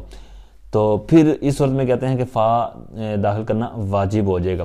لیکن یہ بلم والی صورت، جس طرح میں نے پچھلے صفحے پر حاشیے میں آپ کو عرض کیا تھا کہ مانن والی جو صورت ہے نا، ماضی مانوی والی، تو وہ آپ نے توجہ رکھنی ہے. ان کمتا، اگر تو کھڑا ہوگا، لم اکم، میں کھڑا نہیں ہوں گا. اب یہاں پر فعل مضارع پر لم آیا ہے، اس نے تو اس کو ماضی مانوی بنا دیا، تو یہ تو اسی کے تحت داخل آ گیا. لیکن یہاں پر انہوں نے پھر مضارع والی صورت کے اندر بھی کہہ دیا ہے کہ یہاں پر لم کے ساتھ آپ اگر لگائیں گے تو وہاں پر فعل آنا واجب ہے. تو یہ صورت درست نہیں ہے. ٹھیک ہے، یہااں پر مطلب توجہ نہیں رہی ہوگی تو یہ ساتھ لکھ دیا گیا ہے. یہ شرح ہے اس کی الہامیہ، تو یہاں پر بھی اس کو انہوں نے ذکر کیا ہوا ہے. اسی طرح دیگر جگہوں پر بھی یہ میں آپ کو مل جائے گا کہ بلم والی صورت اس کے تحت نہیں داخل کر سکتے، کیونکہ یہ آلریڈی اس کے تحت آ چکی ہے ماضی مانوی کے طور پر. ٹھیک ہے، تو یہاں پر پھر 2 صورتیں رہ جائیں گی، ماں اور لن والی. ٹھیک ہے، اچھا، تو بہرحال دوسری صورت 4 صورتوں میں سے کیا ہے کہ مضارع منفی ہو بغیر لا کے. تو اس کے تحت پھر 2 صورتیں آ جائیں گی، ماں یا لن کے ساتھ مضارع منفی ہے. جیسے مثال دے رہے ہیں وَمَن يَبْتَغِي غَيْرَ الْإِسْلَامِ دِينًا فَلَن يُقْبَلَ مِنْهُ. ٹھیک ہے. اچھا اب یہاں پر بھی آپ غور کر لیں کہ جو جزا ہے تو یقبلا یہ لن کے ساتھ ہے منفی. تو ٹھیک ہے فعل مضارع ہے اور منفی ہے اور لن کے ساتھ ہے, لا کے علاوہ کے ساتھ ہے, تو لہٰذا یہاں پر فا داخل کرنا واجب ہو گیا. وجہ وہی جو ضابطہ آپ نے پہلے پڑھا ہوا ہے کہ یہاں پر اس نے اثر نہیں کیا, تو لہٰذا یہاں پر اس کا رابطہ اثر قائم کرنے کے لیے. تیسری صورت 4 صورتوں میں سے, تو ابھی اس کی جو حاشیہ میں زیادہ نہیں پڑھ رہا اس کا, کیونکہ وہاں پر انہوں نے دیگر مثالیں وغیرہ دی, وہ آپ پڑھ لیجئے گا, اور دیگر جو چیزیں یہاں پر انہوں نے پیچھے بھی ذکر کی ہوئی ہیں اس کے اندر بھی مثالیں وغیرہ موجود ہیں, اور ضابطہ میں نے شروع میں عرض کر دیا. اچھا تیسری صورت کہتے ہیں ان یکون جملۃ اسمیۃ, کہتے ہیں کہ جزا جملہ اسمیہ ہو, جیسے اللہ تعالیٰ کا فرمان من جاء بالحسنۃ فلہ عشر امثالھا. اب اس کے اندر بھی دیکھیں کہ لہو عشر امثالھا, یہ لہو خبر مقدم اور بعد میں جو مبتدا مؤخر ہے, تو یہ جملہ اسمیہ ہے, مبتدا خبر مل کر یہ جملہ اسمیہ ہو جائے گا. تو اب یہی یہ کہہ رہے ہیں کہ جزا جملہ اسمیہ ہو, تو جب جملہ اسمیہ ہوگا تو فا داخل کرنا واجب ہو جائے گا. تو وہی آپ نے یہ مثال کے اندر دیکھ لیا. چوتھی صورت کہتے ہیں کہ والرابعۃ ان یکون جملۃ انشائیۃ, چوتھی کہتے ہیں کہ وہ جملہ جو جزا ہے وہ جملہ انشائیہ ہو. اب اس یہ چوتھی صورت میں اسی طرح پچھلی صورت میں ان یکون کے اندر جو اسم ہے وہ جزا کی طرف لوٹے گا. ٹھیک ہے, تو آگے جملۃ اسمیۃ یہ اس کی خبر ہو جائے گی یکون کی. تو چوتھی صورت کہتے ہیں کہ جملہ انشائیہ ہو, یعنی جہاں پر فا داخل کرنا واجب ہے تو کہتے ہیں جملہ انشائیہ ہو. اب انشاء کہتے ہیں, انشاء کی چونکہ کافی زیادہ صورتیں ہیں, تو انہوں نے کہتے ہیں کہ اما امرن, یا تو امر ہو, ان جملہ انشائیہ امر کے طور پر ہو, جیسے اللہ تعالیٰ کا فرمان قل ان کنتم تحبون اللہ فاتبعونی, اے محبوب آپ فرما دیجئے اگر تم مجھ سے محبت کرتے ہو, ان کنتم تحبون اللہ, اگر تم اللہ سے محبت کرتے ہو, فاتبعونی تو میرے پیچھے آ جاؤ, میرے پیچھے چلو, میری اتباع کرو. اب یہاں پر آپ نے دیکھ لیں کہ یہاں پر اتبعو امر ہے, ٹھیک ہے, لیکن یہاں پر فا داخل کر دیا کیونکہ امر انشاء میں سے ہے, اور یہاں پر بھی انہوں نے یہی کہا ہے کہ جملہ انشائیہ ہو جزا, اور اس میں بھی کہتے ہیں یا امر کے طور پر ہو, او و اما نہین, یا کہتے ہیں کہ نہیں کے طور پر ہو, جیسے اس کی مثال دے رہے ہیں ان علمتموہن مؤمنات فلا ترجعوہن الی الکفار. اب یہاں پر لا ترجعو یہ فعل نہیں ہے, تو یہاں پر بھی وہی کہہ رہے ہیں کہ جزا فعل نہیں ہو یا امر ہو تو وہاں پر فعل داخل کرنا واجب ہے. تو یہ دونوں مثالیں آپ نے سماعت کر لی, دیکھ لی. اچھا یہ تو انہوں نے کہا نا کہ جو جملہ انشائیہ ہو, یعنی جزا جملہ انشائیہ ہو یا تو امر کے طور پر ہو یا نہیں کے طور پر ہو.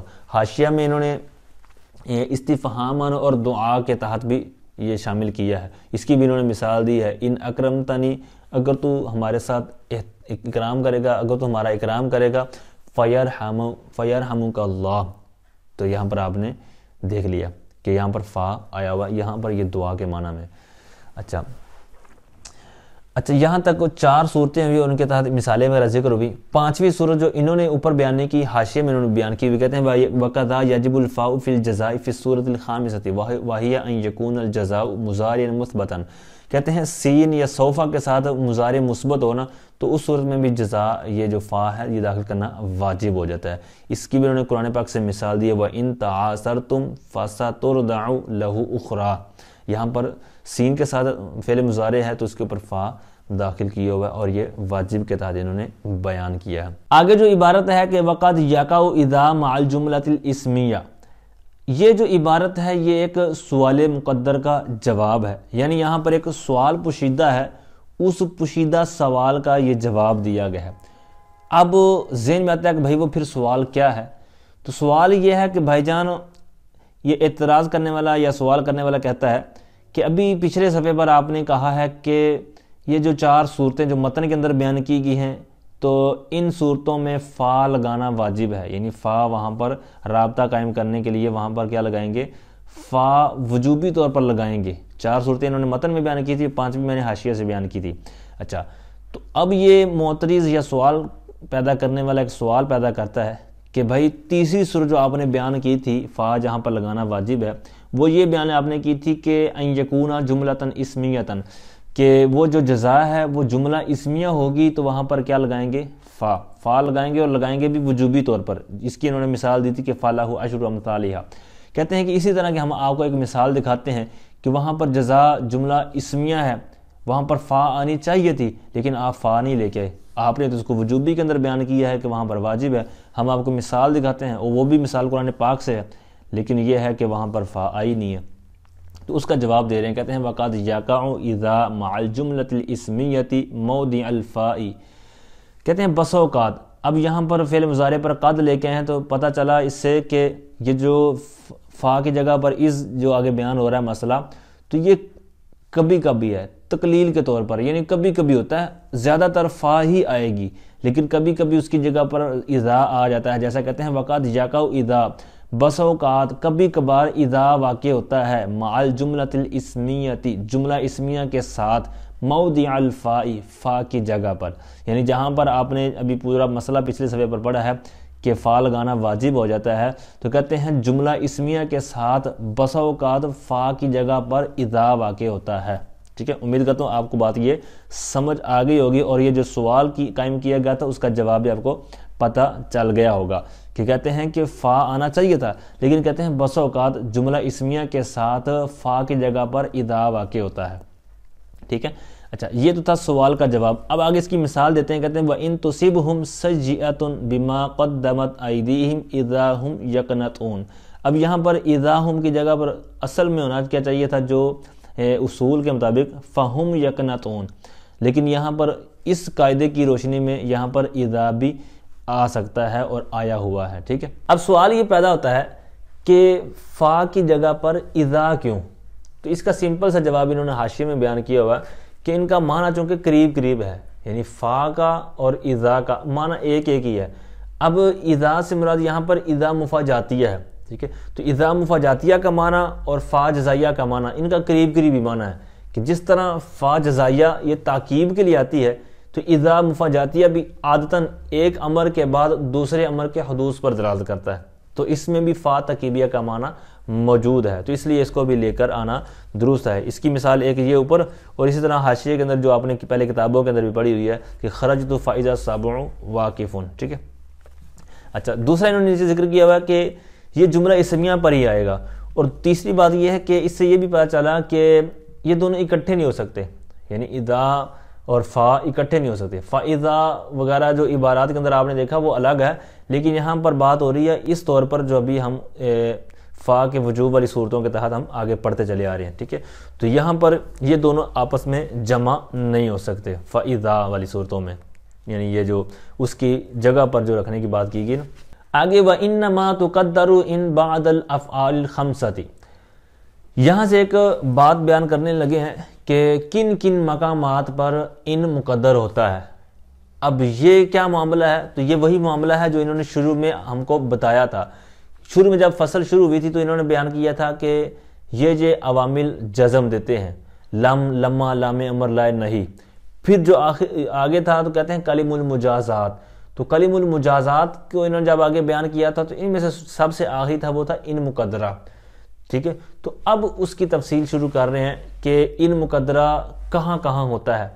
تو سبق نمبر جب ہم 65 پڑھ رہے تھے تو اس کا صفحہ نمبر 192 پر جب ہم نے پڑھا تھا تو وہاں پر نواسب کی جب بات تھی کہ کون کون سے عوامل نصب دیتے ہیں, تو ان میں سے جو ان مقدرہ کی صورتیں بھی ہم نے پڑھی تھیں کہ 7 جگہوں پر ان مقدر ہوتا ہے. لیکن یہاں پر ان مقدرہ کی بات ہے جو کہ جوازم کے تحت ہے, تو لہٰذا یہاں پر 5 افعال کے بعد یہ ان مقدر ہوتا ہے. اور ساتھ میں یہ بھی ذہن میں رکھیں کہ یہاں پر ان مقدر بھی ہوگا, ساتھ میں ہم نے شرط بھی نکالنی ہے, کیونکہ شرط اور جزا یہ 2 چیزیں ہوتی ہیں وہاں پر جب یہاں حرف شرط کے بعد شرط و جزا والا معاملہ. لیکن یہاں پر جو مثالیں انہوں نے دی ہوئی ہوں گی جہاں پر ہم نے ان مقدر نکالنا ہے, ان مقدر کرنا ہے, تو وہاں پر صرف جزا موجود ہوگی. ایک تو فعل موجود ہوگا جس کا نام لیں گے 5 فعلوں کا, ساتھ میں جزا موجود ہوگی. تو ایک تو ہم نے حرف شرط نکالنا ہے ان, اور ساتھ میں وہ شرط بھی نکالنی. سمپل سی باتیں انشاءاللہ آپ کو آسانی سے کلیئر ہو جائیں گی. تو بہرحال ذہن میں یہ رکھنا آپ نے کہ یہ 2 چیزیں ہم نے نکالنی ہیں. اب پھر ان کی علت کیا ہے کہ ان 5 فعلوں کے بعد ہی یہ ان مقدر ہوتا ہے اور کسی کے بعد کیوں نہیں ہوتا, تو یہ میں آخر میں عرض کروں گا اس کی علت کیا ہے, وجہ کیا ہے. تو بہرحال کہتے ہیں وَإِنَّمَا تُقَدَّرُ إِن بَعْدَ الْأَفْعَالِ الْخَمْسَةِ, اور بلا شبہ 5 افعال کے بعد ان مقدر ہوتا ہے، وہ کون کون سے ہیں؟ کہتے ہیں اللتی ہی الامر، وہ کہتے ہیں کہ وہ امر ہے، جیسے کہتے ہیں تعلم تنجو، اب تعلم تعلم تقبل باب تفعول سے یہ فعل امر ہے، تو تعلم تو سیکھ، تنجو نجات پا جائے گا۔ اب تعلم یہ جو پہلی صورت بیان کر رہے ہیں امر کی، تو امر کے بعد فعل جو ان مقدر ہوگا تو یہاں پر ہم نے وہ ان مقدر کرنا ہے، ٹھیک ہے۔ تو اب ان مقدر کریں گے تو آپ کو پتہ ہے کہ آگے تنجو جو ہے یہ تو جزا کے طور پر ہے، اب یہاں پر ہم نے کیا کرنا ہے تو ساتھ میں وہ شرط بھی نکالیں گے، جس طرح میں نے شروع میں عرض کر دیا۔ تو کیا نکالیں گے؟ تعلم تو اپنی جگہ پر باقی رہے گا، اس کے بعد ہم نے کیا نکالا؟ ان، ٹھیک ہے۔ تو یہ اور اسی طرح جو آگے والی مثالیں ہیں تو یہ سب کی انہوں نے حاشیے کے اندر بھی صراحت کی ہوئی ہے، اسی طرح ان کو انہوں نے بنا کر بھی دکھایا ہوا ہے کہ کس طرح یہ نکالیں گے، ٹھیک ہے۔ تو اس میں آپ نے کبھی ٹینشن نہیں لینی۔ تو تعلم کے بعد ہم نے کیا نکالنا ہے؟ ان، جو کہ موضوع کے مطابق ہم پڑھ رہے ہیں۔ تو تعلم تو سیکھ، ان یہ تو ہم نے نکال لیا، اب ساتھ میں ہم نے وہ نکالنا ہے جو شرط کے طور پر یہاں پر موجود نہیں ہے۔ تو آپ کو پتہ ہے کہ فعل یہ تو تا امر تعلم، اس کے بعد نکالنا ہم نے ان، اب اس کے بعد جو ہم نے شرط نکالنی ہے وہ اسی تعلم یعنی اسی مطلب فعل سے ہم بنائیں گے اس کو مضارع کے طور پر۔ تو مضارع بنائیں گے تو آپ کو پتہ ہے وہاں پر مضارع کے اندر 2 تا آئیں گی، تو ان تعلم ان تتعلم، تو آخر میں جزم آ جائے گی اور شروع میں 2 تا، ایک کو گرا بھی سکتے ہیں، وہ آپ نے قاعدہ پڑھا ہوا ہے۔ تو تعلم ان تتعلم تنجو، ٹھیک ہے۔ امید کرتا ہوں آپ کو بات یہ کلیئر ہوگی۔ تو سیکھ، اگر تو سیکھے گا تو نجات پا جائے گا، ٹھیک ہے۔ تو پوری عبارت کا پھر ترجمہ اس طرح بنے گا، دوبارہ میں عرض کرتا ہوں۔ تعلم، اس کے بعد ان، وہ تو ہم نے نکالنا ہے، اسی طرح نہیں اور استفہام اور تمنی اور عرض، یہ جو 500 صورتیں جو 4 آگے آ رہی ہیں، تو ان سب کے اندر یہی اصول آپ نے اختیار کرنا ہے کہ ایک تو اس کے بعد ڈائریکٹ ہم نے کیا بنا دینا ہے؟ ان نکال لینا ہے، اس کے بعد ہم نے اسی طرح کا جو ہے وہ فعل مضارع سے اس کو مطلب لے کے آنا ہے۔ اچھا، تعلم تو سیکھ، ان تتعلم اگر تو سیکھے گا، تنجو تو نجات پا جائے گا، ٹھیک ہے۔ تو یہاں پر ہم نے ان مقدر کر دیا، جیسا کہ انہوں نے کہا تھا کہ 5 افعال کے بعد ان مقدر ہوتا ہے، ان میں سے پہلی جو صورت تھی وہ امر والی تھی، تو تعلم یہ امر ہے، اس کے بعد ان نکالا اور پھر ساتھ میں شرط بھی نکال لی، وہ جو کہ یہاں پر موجود نہیں تھی، تو وہ ہم نے اسی طرح بنانی ہے جس طرح کہ انہوں نے پہلے فعل لے کے آئے ہیں امر، ٹھیک ہے۔ اچھا، دوسری صورت والنہی، اور نہیں کے بعد یعنی فعل جو ان ہے وہ مقدر ہوگا، تو ان مقدر ہوگا تو ساتھ میں پھر ہم نے شرط بھی نکالنی ہے، جیسے کہتے ہیں لا تکذب، تو جھوٹ نہ بول، یکن خیر اللہ کا، تیرے لیے بہتر ہوگا، یہ تو تھا جو انہوں نے مثال دی۔ اس میں سے ہم نے جو اس کا اسی طرح ہم نے اس کا اجرا کرنا ہے، لا تکذب تو جھوٹ نہ بول، اب پھر ہم نے کیا نکالنا تھا جو کہ ہم پڑھ رہے ہیں کہ 5 افعال کے بعد ان مقدر ہوتا ہے، تو یہاں پر کیا نکالیں گے؟ ان، لا تکذب تو جھوٹ نہ بول، ان، اب یہاں پر ان آ گیا، اب اس کے بعد کیا کرنا ہم نے اس سے شرط نکالنی ہے، ان لا تکذب اگر تو جھوٹ نہیں بولے گا، کیونکہ پہلے وہ خود ہی لا تکذب فعل کے طور پر موجود ہے، فعل مضارع سے ہی ہے، اگرچہ وہ نہیں کے طور پر ہے لیکن فعل مضارع سے چونکہ بنتا ہے۔ اچھا، تو اسی طور پر یہ ہمارے لیے کچھ آسان ہو جائے گا اس کی بنسبت، لا تکذب تو جھوٹ نہ بول، ان لا تکذب اگر تو جھوٹ نہیں بولے گا، یکن خیر اللہ کا، تیرے لیے بہتر ہوگا، ٹھیک، تو اس طرح یہ ہو جائے گا۔ اچھا، اور تیسری صورت کہتے ہیں والی استفہام، اور استفہام یعنی استفہام کے بعد بھی فعل ان مقدر ہوتا ہے، اس کی مثال دیتے ہیں، کہتے ہیں حل تزورنا، کیا تو ہماری زیارت کرے گا، حل تزورو کیا تو زیارت کرے گا یا ملاقات کرے گا، نا ہماری، نکرم کا ہم تیرا اکرام کریں گے، ہم تمہارا احترام کریں گے، عزت کریں گے، ٹھیک ہے۔ اچھا، اب اس مثال کے بعد اب ہم نے اسی طرح کرنا ہے، حل تزورنا کیا تو ہماری ملاقات کرے گا، کیا تو ہماری زیارت کرے گا، ان، اس کے بعد کیا لگا دینا ہے؟ ان تزورنا، اب یہاں پر تزورنا پورا لکھیں گے نا ان کے بعد، تو پھر آپ کو پتا ہے کہ جب اس کو ہم نے ساکن کرنا ہے تزور فعل مضارع کو، تو جب را ساکن کریں گے تو را بھی ساکن ہے اور واو بھی ساکن ہے، تو اتما ساکن ہوا تو پھر واو جو حرف علت ہے یہ درمیان سے گر جائے گا، تو پھر تزور ہو جائے گا، ٹھیک، تزور سے تزور واو جو گر گیا اور پھر نہ اسی طرح ضمیر باقی رہے گی، ٹھیک ہے. تو حل تزورنا، کیا تو ہماری زیارت کرے گا؟ ان تزورنا، اگر تو ہماری زیارت کرے گا، نکریم کا، ہم تمہارا اکرام کریں گے، ٹھیک ہے. تو یہ تیسری صورت ہوئی.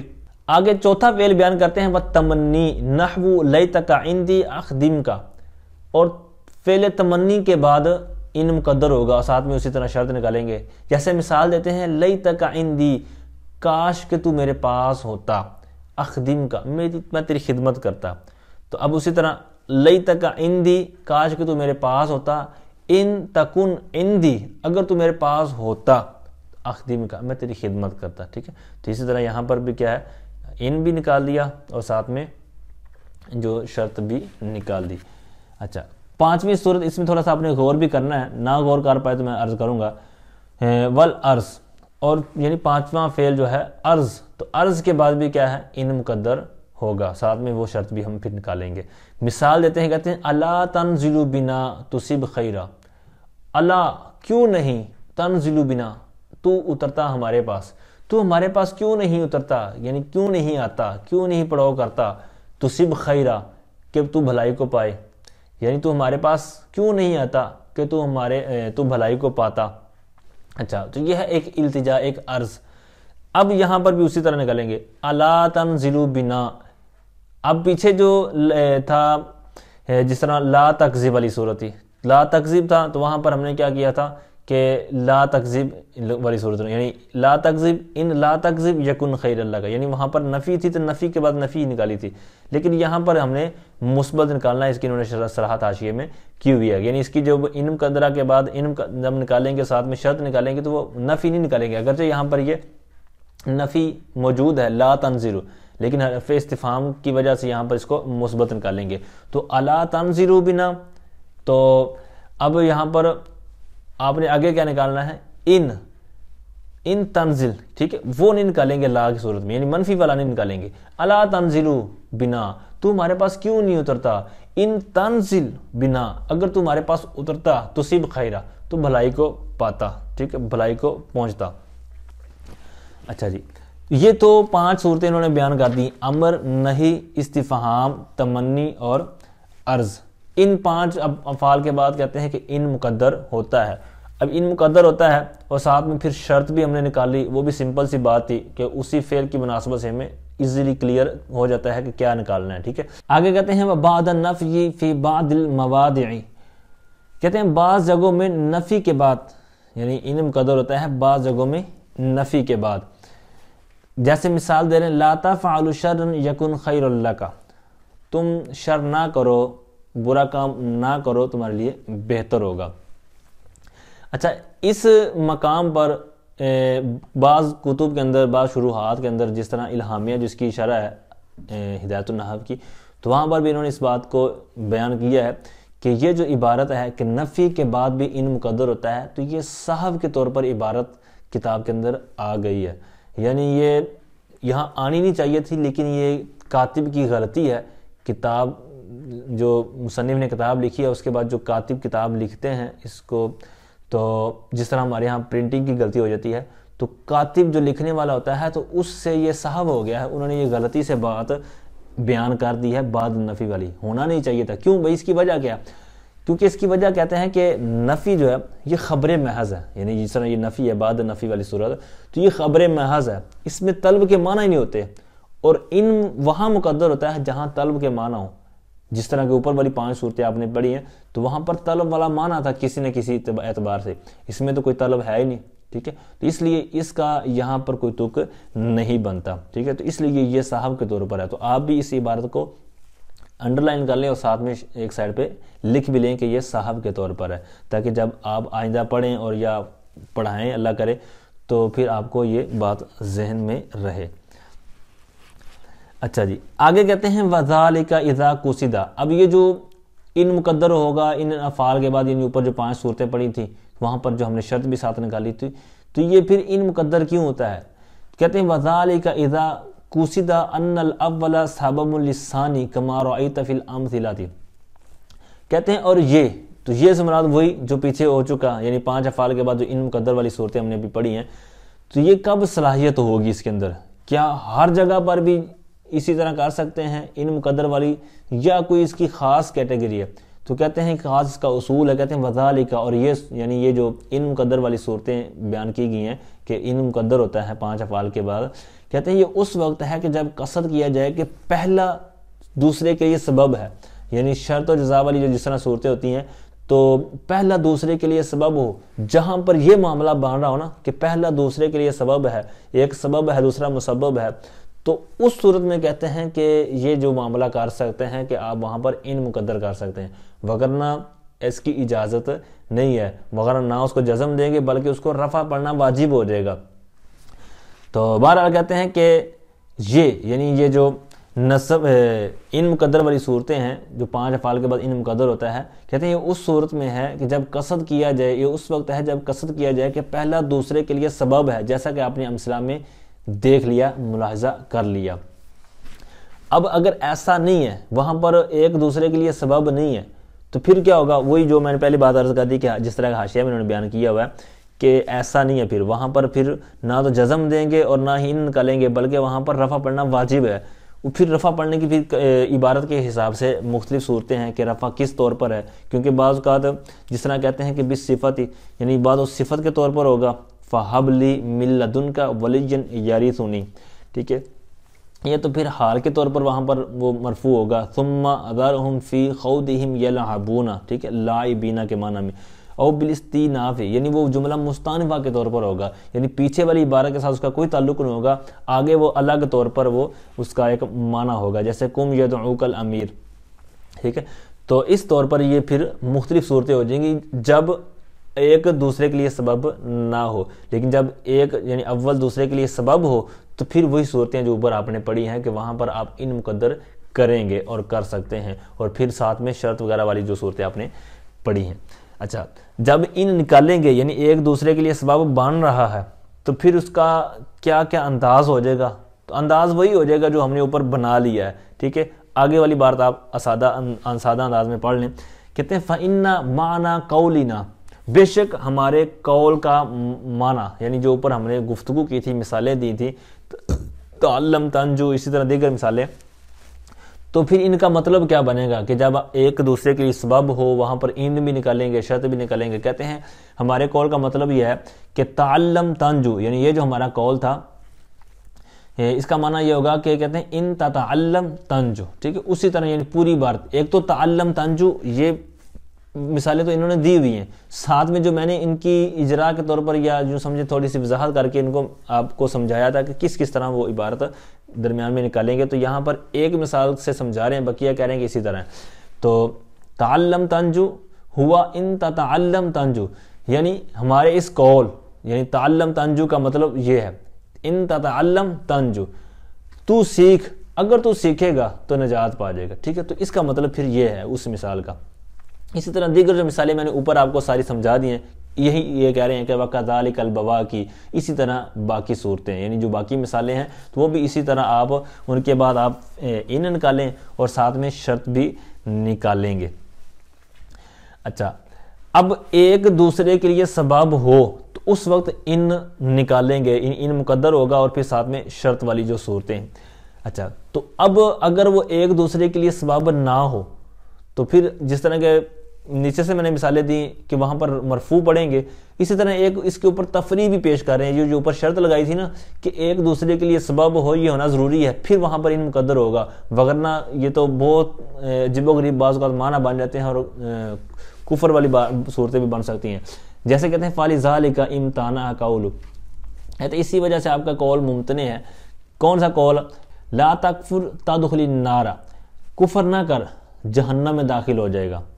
اب یہاں پر اسی طرح اگر ہم نکالیں گے تو آپ کو پتہ ہے کہ خرابی لازم آئے گی، اگر اسی طرز پر نکالیں گے تو عبارت کیا بنے گی؟ آگے آ رہی ہے، کہتے ہیں امتناعی سببیتی، یہ قول ممتنع کیوں؟ کہتے ہیں سببیت کے ممتنع ہونے کی وجہ سے، جس طرح کہ آگے اس کی آپ کو کلیئر ہو جائے گا۔ کہتے ہیں کیونکہ لا یصح ان یقال، کیونکہ یہ کہنا صحیح نہیں ہے، ان لا تکفر، یعنی اسی طرز پر اگر جو ہم نے سیکھا ہے تو اگر ہم اسی طرز پر نکالیں گے تو پھر اس طرح بنے گا لا تکفر ان لا تکفر تدخل النار، تو ترجمہ کیا بنے گا؟ تو کفر نہ کر، اگر تو کفر نہیں کرے گا تو جہنم میں داخل ہو جائے گا۔ حالانکہ یہ تو امتناعی سببیت والی بات کہ یہاں پر سببیت کے ممتنع ہونے کی وجہ سے کہ کفر نہ کر جہنم میں داخل ہو جائے گا، تو یہ تو بات ہی غلط ہے. کفر نہیں کرے گا پھر تو جنت میں جائے گا. تو یہ امتناعی سببیت ہے، یعنی سببیت کے ممتنع ہونے کی وجہ سے. یہاں پر وہ سببیت والی صورت ہی نہیں ہے. ٹھیک ہے، اگر یہ جو عبارت بن رہی ہے اس حساب سے تو پھر جنت والا جانا چاہیے نا. لا تکفر، تو کفر نہ کر. ان لا تکفر، اگر تو کفر نہیں کرے گا تدخل الجنت، یہ ہونا چاہیے تھا. یعنی یہ سبب تو جنت میں جانے کا بن رہا ہے، لیکن آپ کی عبارت کو لیں تو یہاں پر تو الٹ معاملہ چل رہا ہے. ٹھیک ہے، تو لہٰذا اس انداز میں اب یہ جمہور کے نزدیک ہے کہ یہ بات کہنا درست نہیں ہے. یعنی لا تکفر تدخل النار، یہ معاملہ درست نہیں ہے، کیونکہ اس کے اندر پھر خرابی لازم آتی ہے، جو کہ آپ نے آگے وضاحت سماعت کی ہے. لیکن یہ جمہور کے نزدیک تھا، لیکن بعض کے نزدیک یہ درست ہے، جن میں سے بعض کا انہوں نے حاشیے میں بیان کیا ہے امام قصائی. اچھا، ان کے نزدیک پھر اس کی تعویل کیا ہے؟ تو ان کے تعویل وہی جس طرح اوپر بیان کیا تھا نا کہ عرض کے تحت الا تنزل بنا کی جب ہم نے شرط نکالی تھی تو وہاں پر مثبت نکالی تھی. تو یہاں پر بھی یہی کہتے ہیں کہ ان کے نزدیک عرف یہ ہے کہ پھر وہاں پر عرف عام میں جو بات لیں گے تو یہاں پر کہتے ہیں کہ شرط کو پھر مثبت لیں گے. تو مطلب کیا ہے کہ لا تکفر، تو کفر نہ کر. ان تکفر، اگر تو کفر کرے گا تدخل النار، تو مطلب جہنم میں داخل ہوگا. ٹھیک ہے، تو مطلب لا تکفر منفی والی بات ہے، نفی والی بات ہے. تو آگے پھر کیا ہو جائے گا، جب ان کے بعد وہ فعل لے کے آئیں گے تو وہاں پر منفی نہیں لے کے آئیں بلکہ شرط کو مثبت کے طور پر لے کے آئیں گے. اب یہاں تک تو یہ بات جو ان کی 5 صورتیں تھیں اس کے تحت کچھ گفتگو تھی تو وہ میں نے عرض کی. اب یہ سوال پھر پیدا ہوتا ہے کہ ان 5 افعال کے بعد ہی یہ جو امر، نہی، استفہام، تمنی اور عرض، ان اشیاء خمسہ، یہ جو 5 چیزیں ہیں، ان کے بعد ہی یہ جو ان مقدر والی جو صورتیں ہیں تو ان کے بعد ہی کیوں ہے، دیگر کے بعد کیوں نہیں ہے؟ تو اس کی سمپل سی بات ہے کہ یہ جو 5 چیزیں ہیں یہ طلب پر دلالت کرتی ہیں، جس طرح کہ میں نے پہلے عرض کر دیا. اور طلب جو ہے یہ عموماً ایسے مطلوب کے متعلق ہوتی ہے کہ جس پر فائدہ مرتب ہو اور فائدہ مسبب ہو، اور وہ مطلوب اس کے لیے سبب ہو. اور یہ بات آپ کو بالکل ظاہر ہے کہ جس طرح پچھلے صفحے پر بھی ہم نے عرض کیا تھا کہ سببیت اور مسببیت پر دال جو ہے یعنی دلالت کرنے والا وہ حرف شرط ہوتا ہے. تو اب یہاں پر جو ہے کہ حالانکہ حرف شرط یہ اس پر دلالت کرتا ہے لیکن یہاں پر تو وہ موجود نہیں ہے، لیکن وہ معنی بن رہا ہے. تو پتہ چلا کہ معنی وہ بن رہا ہے لیکن وہ موجود نہیں ہے، تو وہ پھر یہاں پر موجود ہوگا. وہ کس طرح ہوگا؟ تو وہ چھپا ہوا ہوگا. ٹھیک ہے، تو اسی طور پر ہم نے یہاں سے نکالا ہے. آگے والثالث الامر وهو صيغۃ يطلب بها الفعل. اس عبارت کو سمجھنے سے پہلے والثالث کا تعلق کس سے بنتا ہے اس کو تھوڑا سا ایک نظر دیکھ لیں. سبق نمبر جب ہم نے 63 شروع کیا تھا تو اس کے اندر ہم نے القسم الثانی جو فعل کے متعلق تھی اس کو شروع کیا تھا. اس کے اندر بیان کیا گیا تھا کہ جو فعل ہے اس کی 3 قسمیں ہیں، ماضی، مضارع اور امر. ماضی کی گفتگو پہلے ہم نے سماعت کر لی ہے.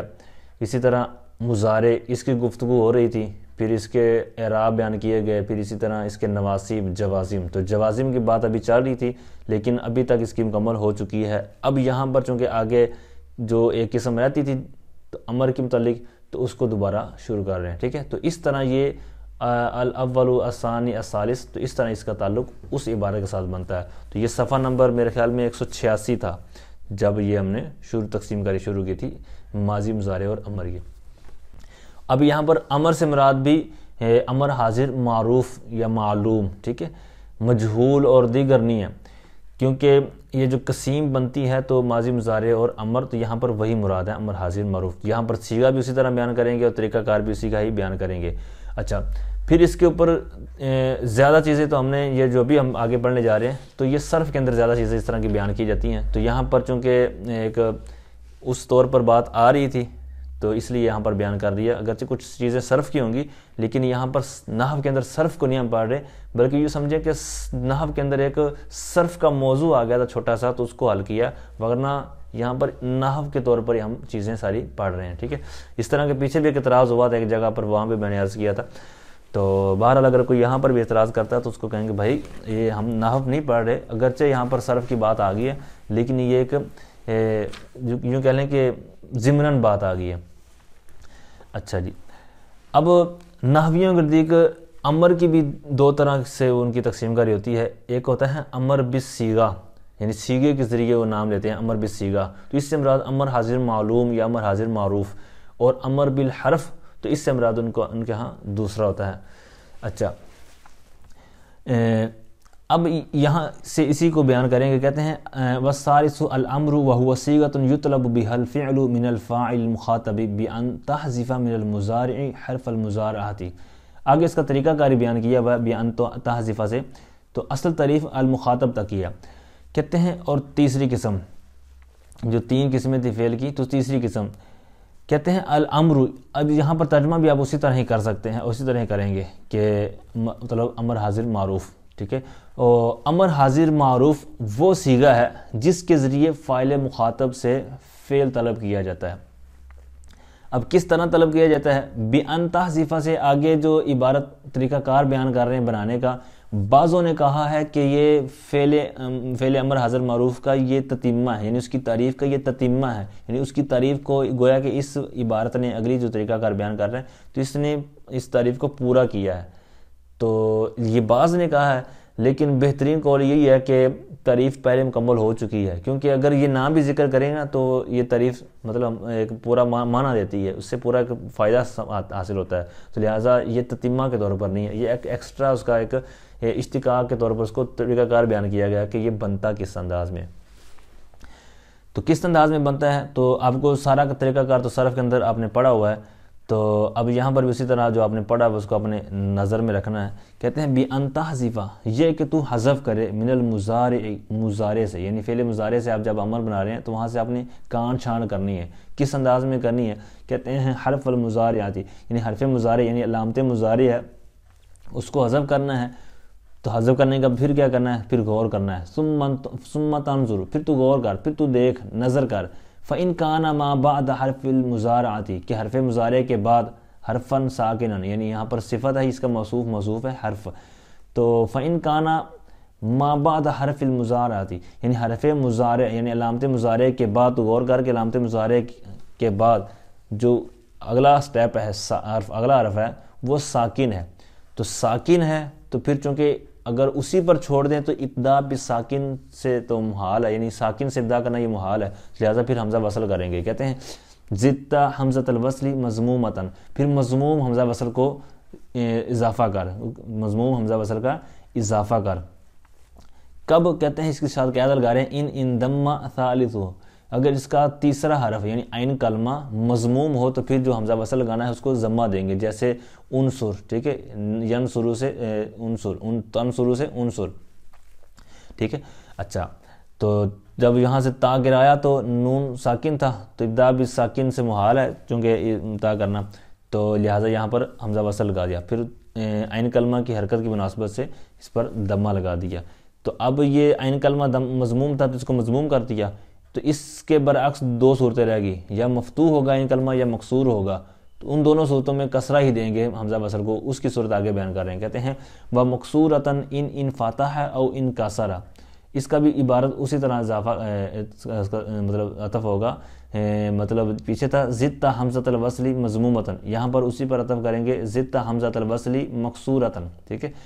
تو اگر حرف علامت مضارع کے بعد حرف ساکن تھا تو کہتے ہیں کہ اگر وہ مکسور ہے، حمزہ وصل مکسور کا اضافہ کریں گے اگر مفتوح ہو یا مکسور ہو. جیسے مثال دے رہے ہیں عالمہ یعلم، یہ مفتوح والی صورت اعلم، ضرب یضرب سے مکسور والی صورت ہے تو اضرب. ٹھیک ہے.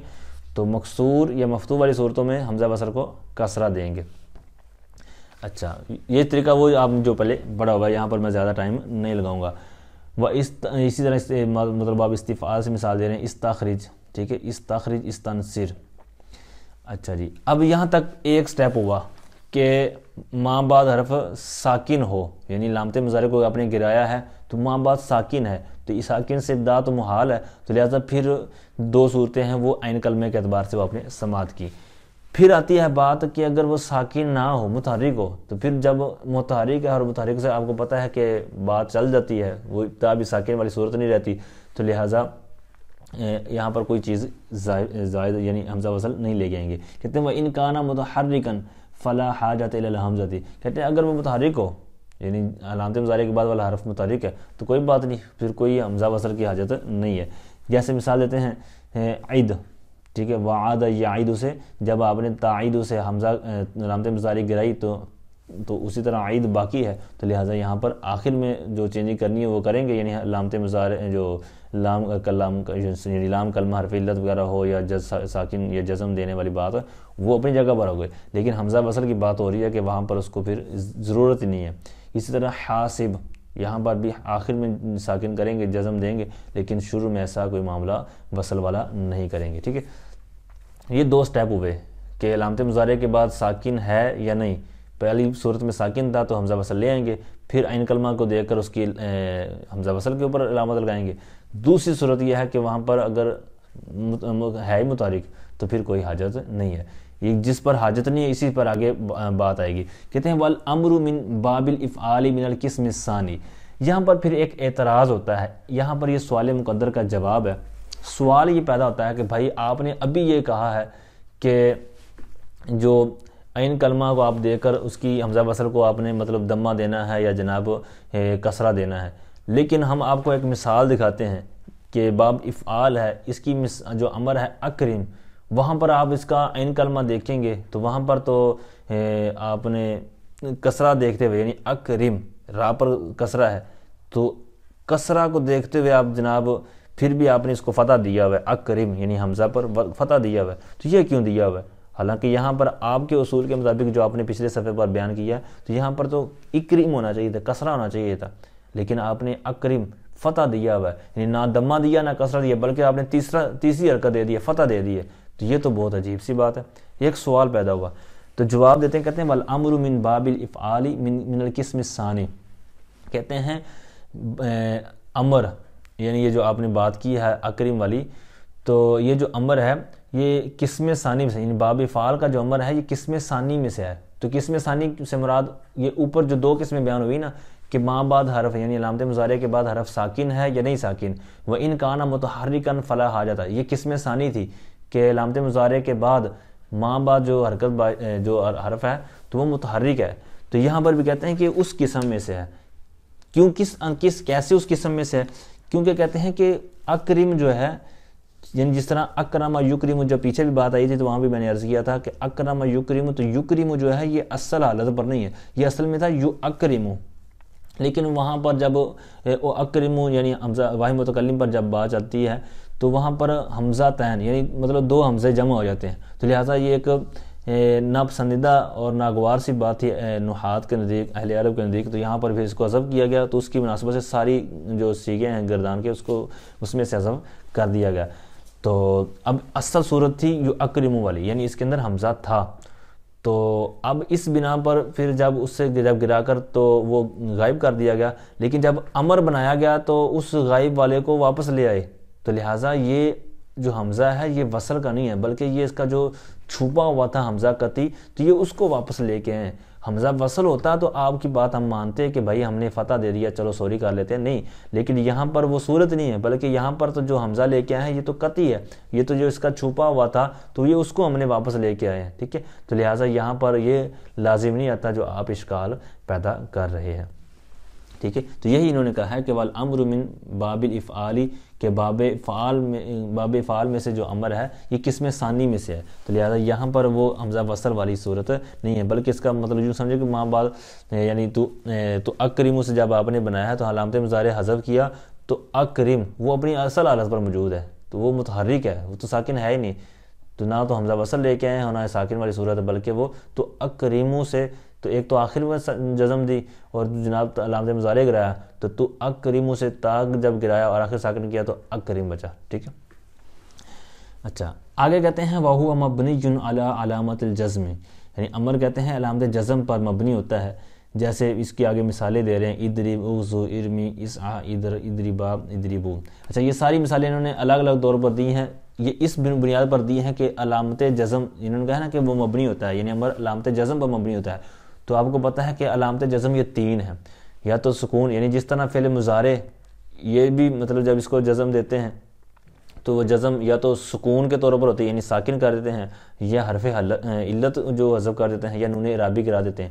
تو یہاں پر بھی اسی طرح آئے گا علامت جزم کہ یا تو ساکن کر دیں گے، ساکن کی انہوں نے مثال دی ہوئی اضرب، یا تو پھر آپ حرف علت کو حذف کر دیں گے، اس کی بھی مثالیں دی ہوئی ہیں، یا پھر نون اعرابی کو گرا دیں گے یعنی نون تثنیہ نون جمع، تو اس کی بھی انہوں نے مثال دی ہوئی ہے. ٹھیک ہے، اچھا یہ تو کلیئر ہوا ہمارا سبق. اب وَهُوَ مَبْنِيٌّ پر ایک سوال پیدا ہوتا ہے کہ کوئی کہہ سکتا ہے کہ بھائی اس کی وجہ کیا ہے، علت کیا ہے کہ یہ مبنی ہے. تو سمپل سی بات ہے، اس کو سمپل سا جواب دیں گے کہ بھائی جو علت یا وجہ بیان کی جاتی ہے نا، یہ وہاں پر بیان کی جاتی ہے کہ جو اپنی اصل سے ہٹ جائے. وہاں پر بیان کیا جاتا ہے بھائی کہ یہ ہونا تو اس طرح چاہیے تھا لیکن یہ اس طرح ہوا ہے تو اس کی یہ علت ہے، یہ وجہ ہے. اب جو فعل ہے تو فعل افعال جو ہیں تو افعال میں اصل مبنی ہونا ہے. تو یہ اب جب یہ امر ہے یا فعال میں سے اور ہے مبنی تو اس کی وجہ کیا بیان کرے کہ جب وہ اپنی اصل پر ہے کہ افعال میں اصل مبنی ہونا ہے تو لہٰذا جو چیز اصل پر ہے اس کی علت نہیں بیان کی جاتی. ہاں اگر یہ ہوتا کہ افعال میں اصل مبنی ہونا ہے لیکن جناب یہ فعل معرب ہو گیا تو اس کی کیا وجہ ہے تو وہاں پر بیان کی جاتی. اسی طرح اسماء میں اصل معرب ہونا ہے تو وہاں پر یہ نہیں ہم کہیں کہ بھائی اسماء معرب کیوں ہے.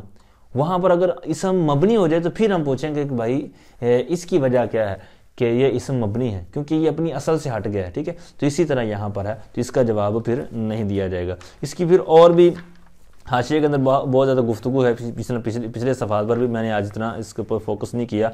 تو اسی طرح یہ جو امر حاضر معروف ہے تو کوفیوں کے نزدیک کیسی شکل ہوتی ہے، تو اوپر والا جو ہم نے بصریوں کے نزدیک پڑھا تو کوفیوں کے نزدیک کیسی ہے وہ آپ کو نیچے حاشیہ نمبر 3 میں دیکھ سکتے ہیں.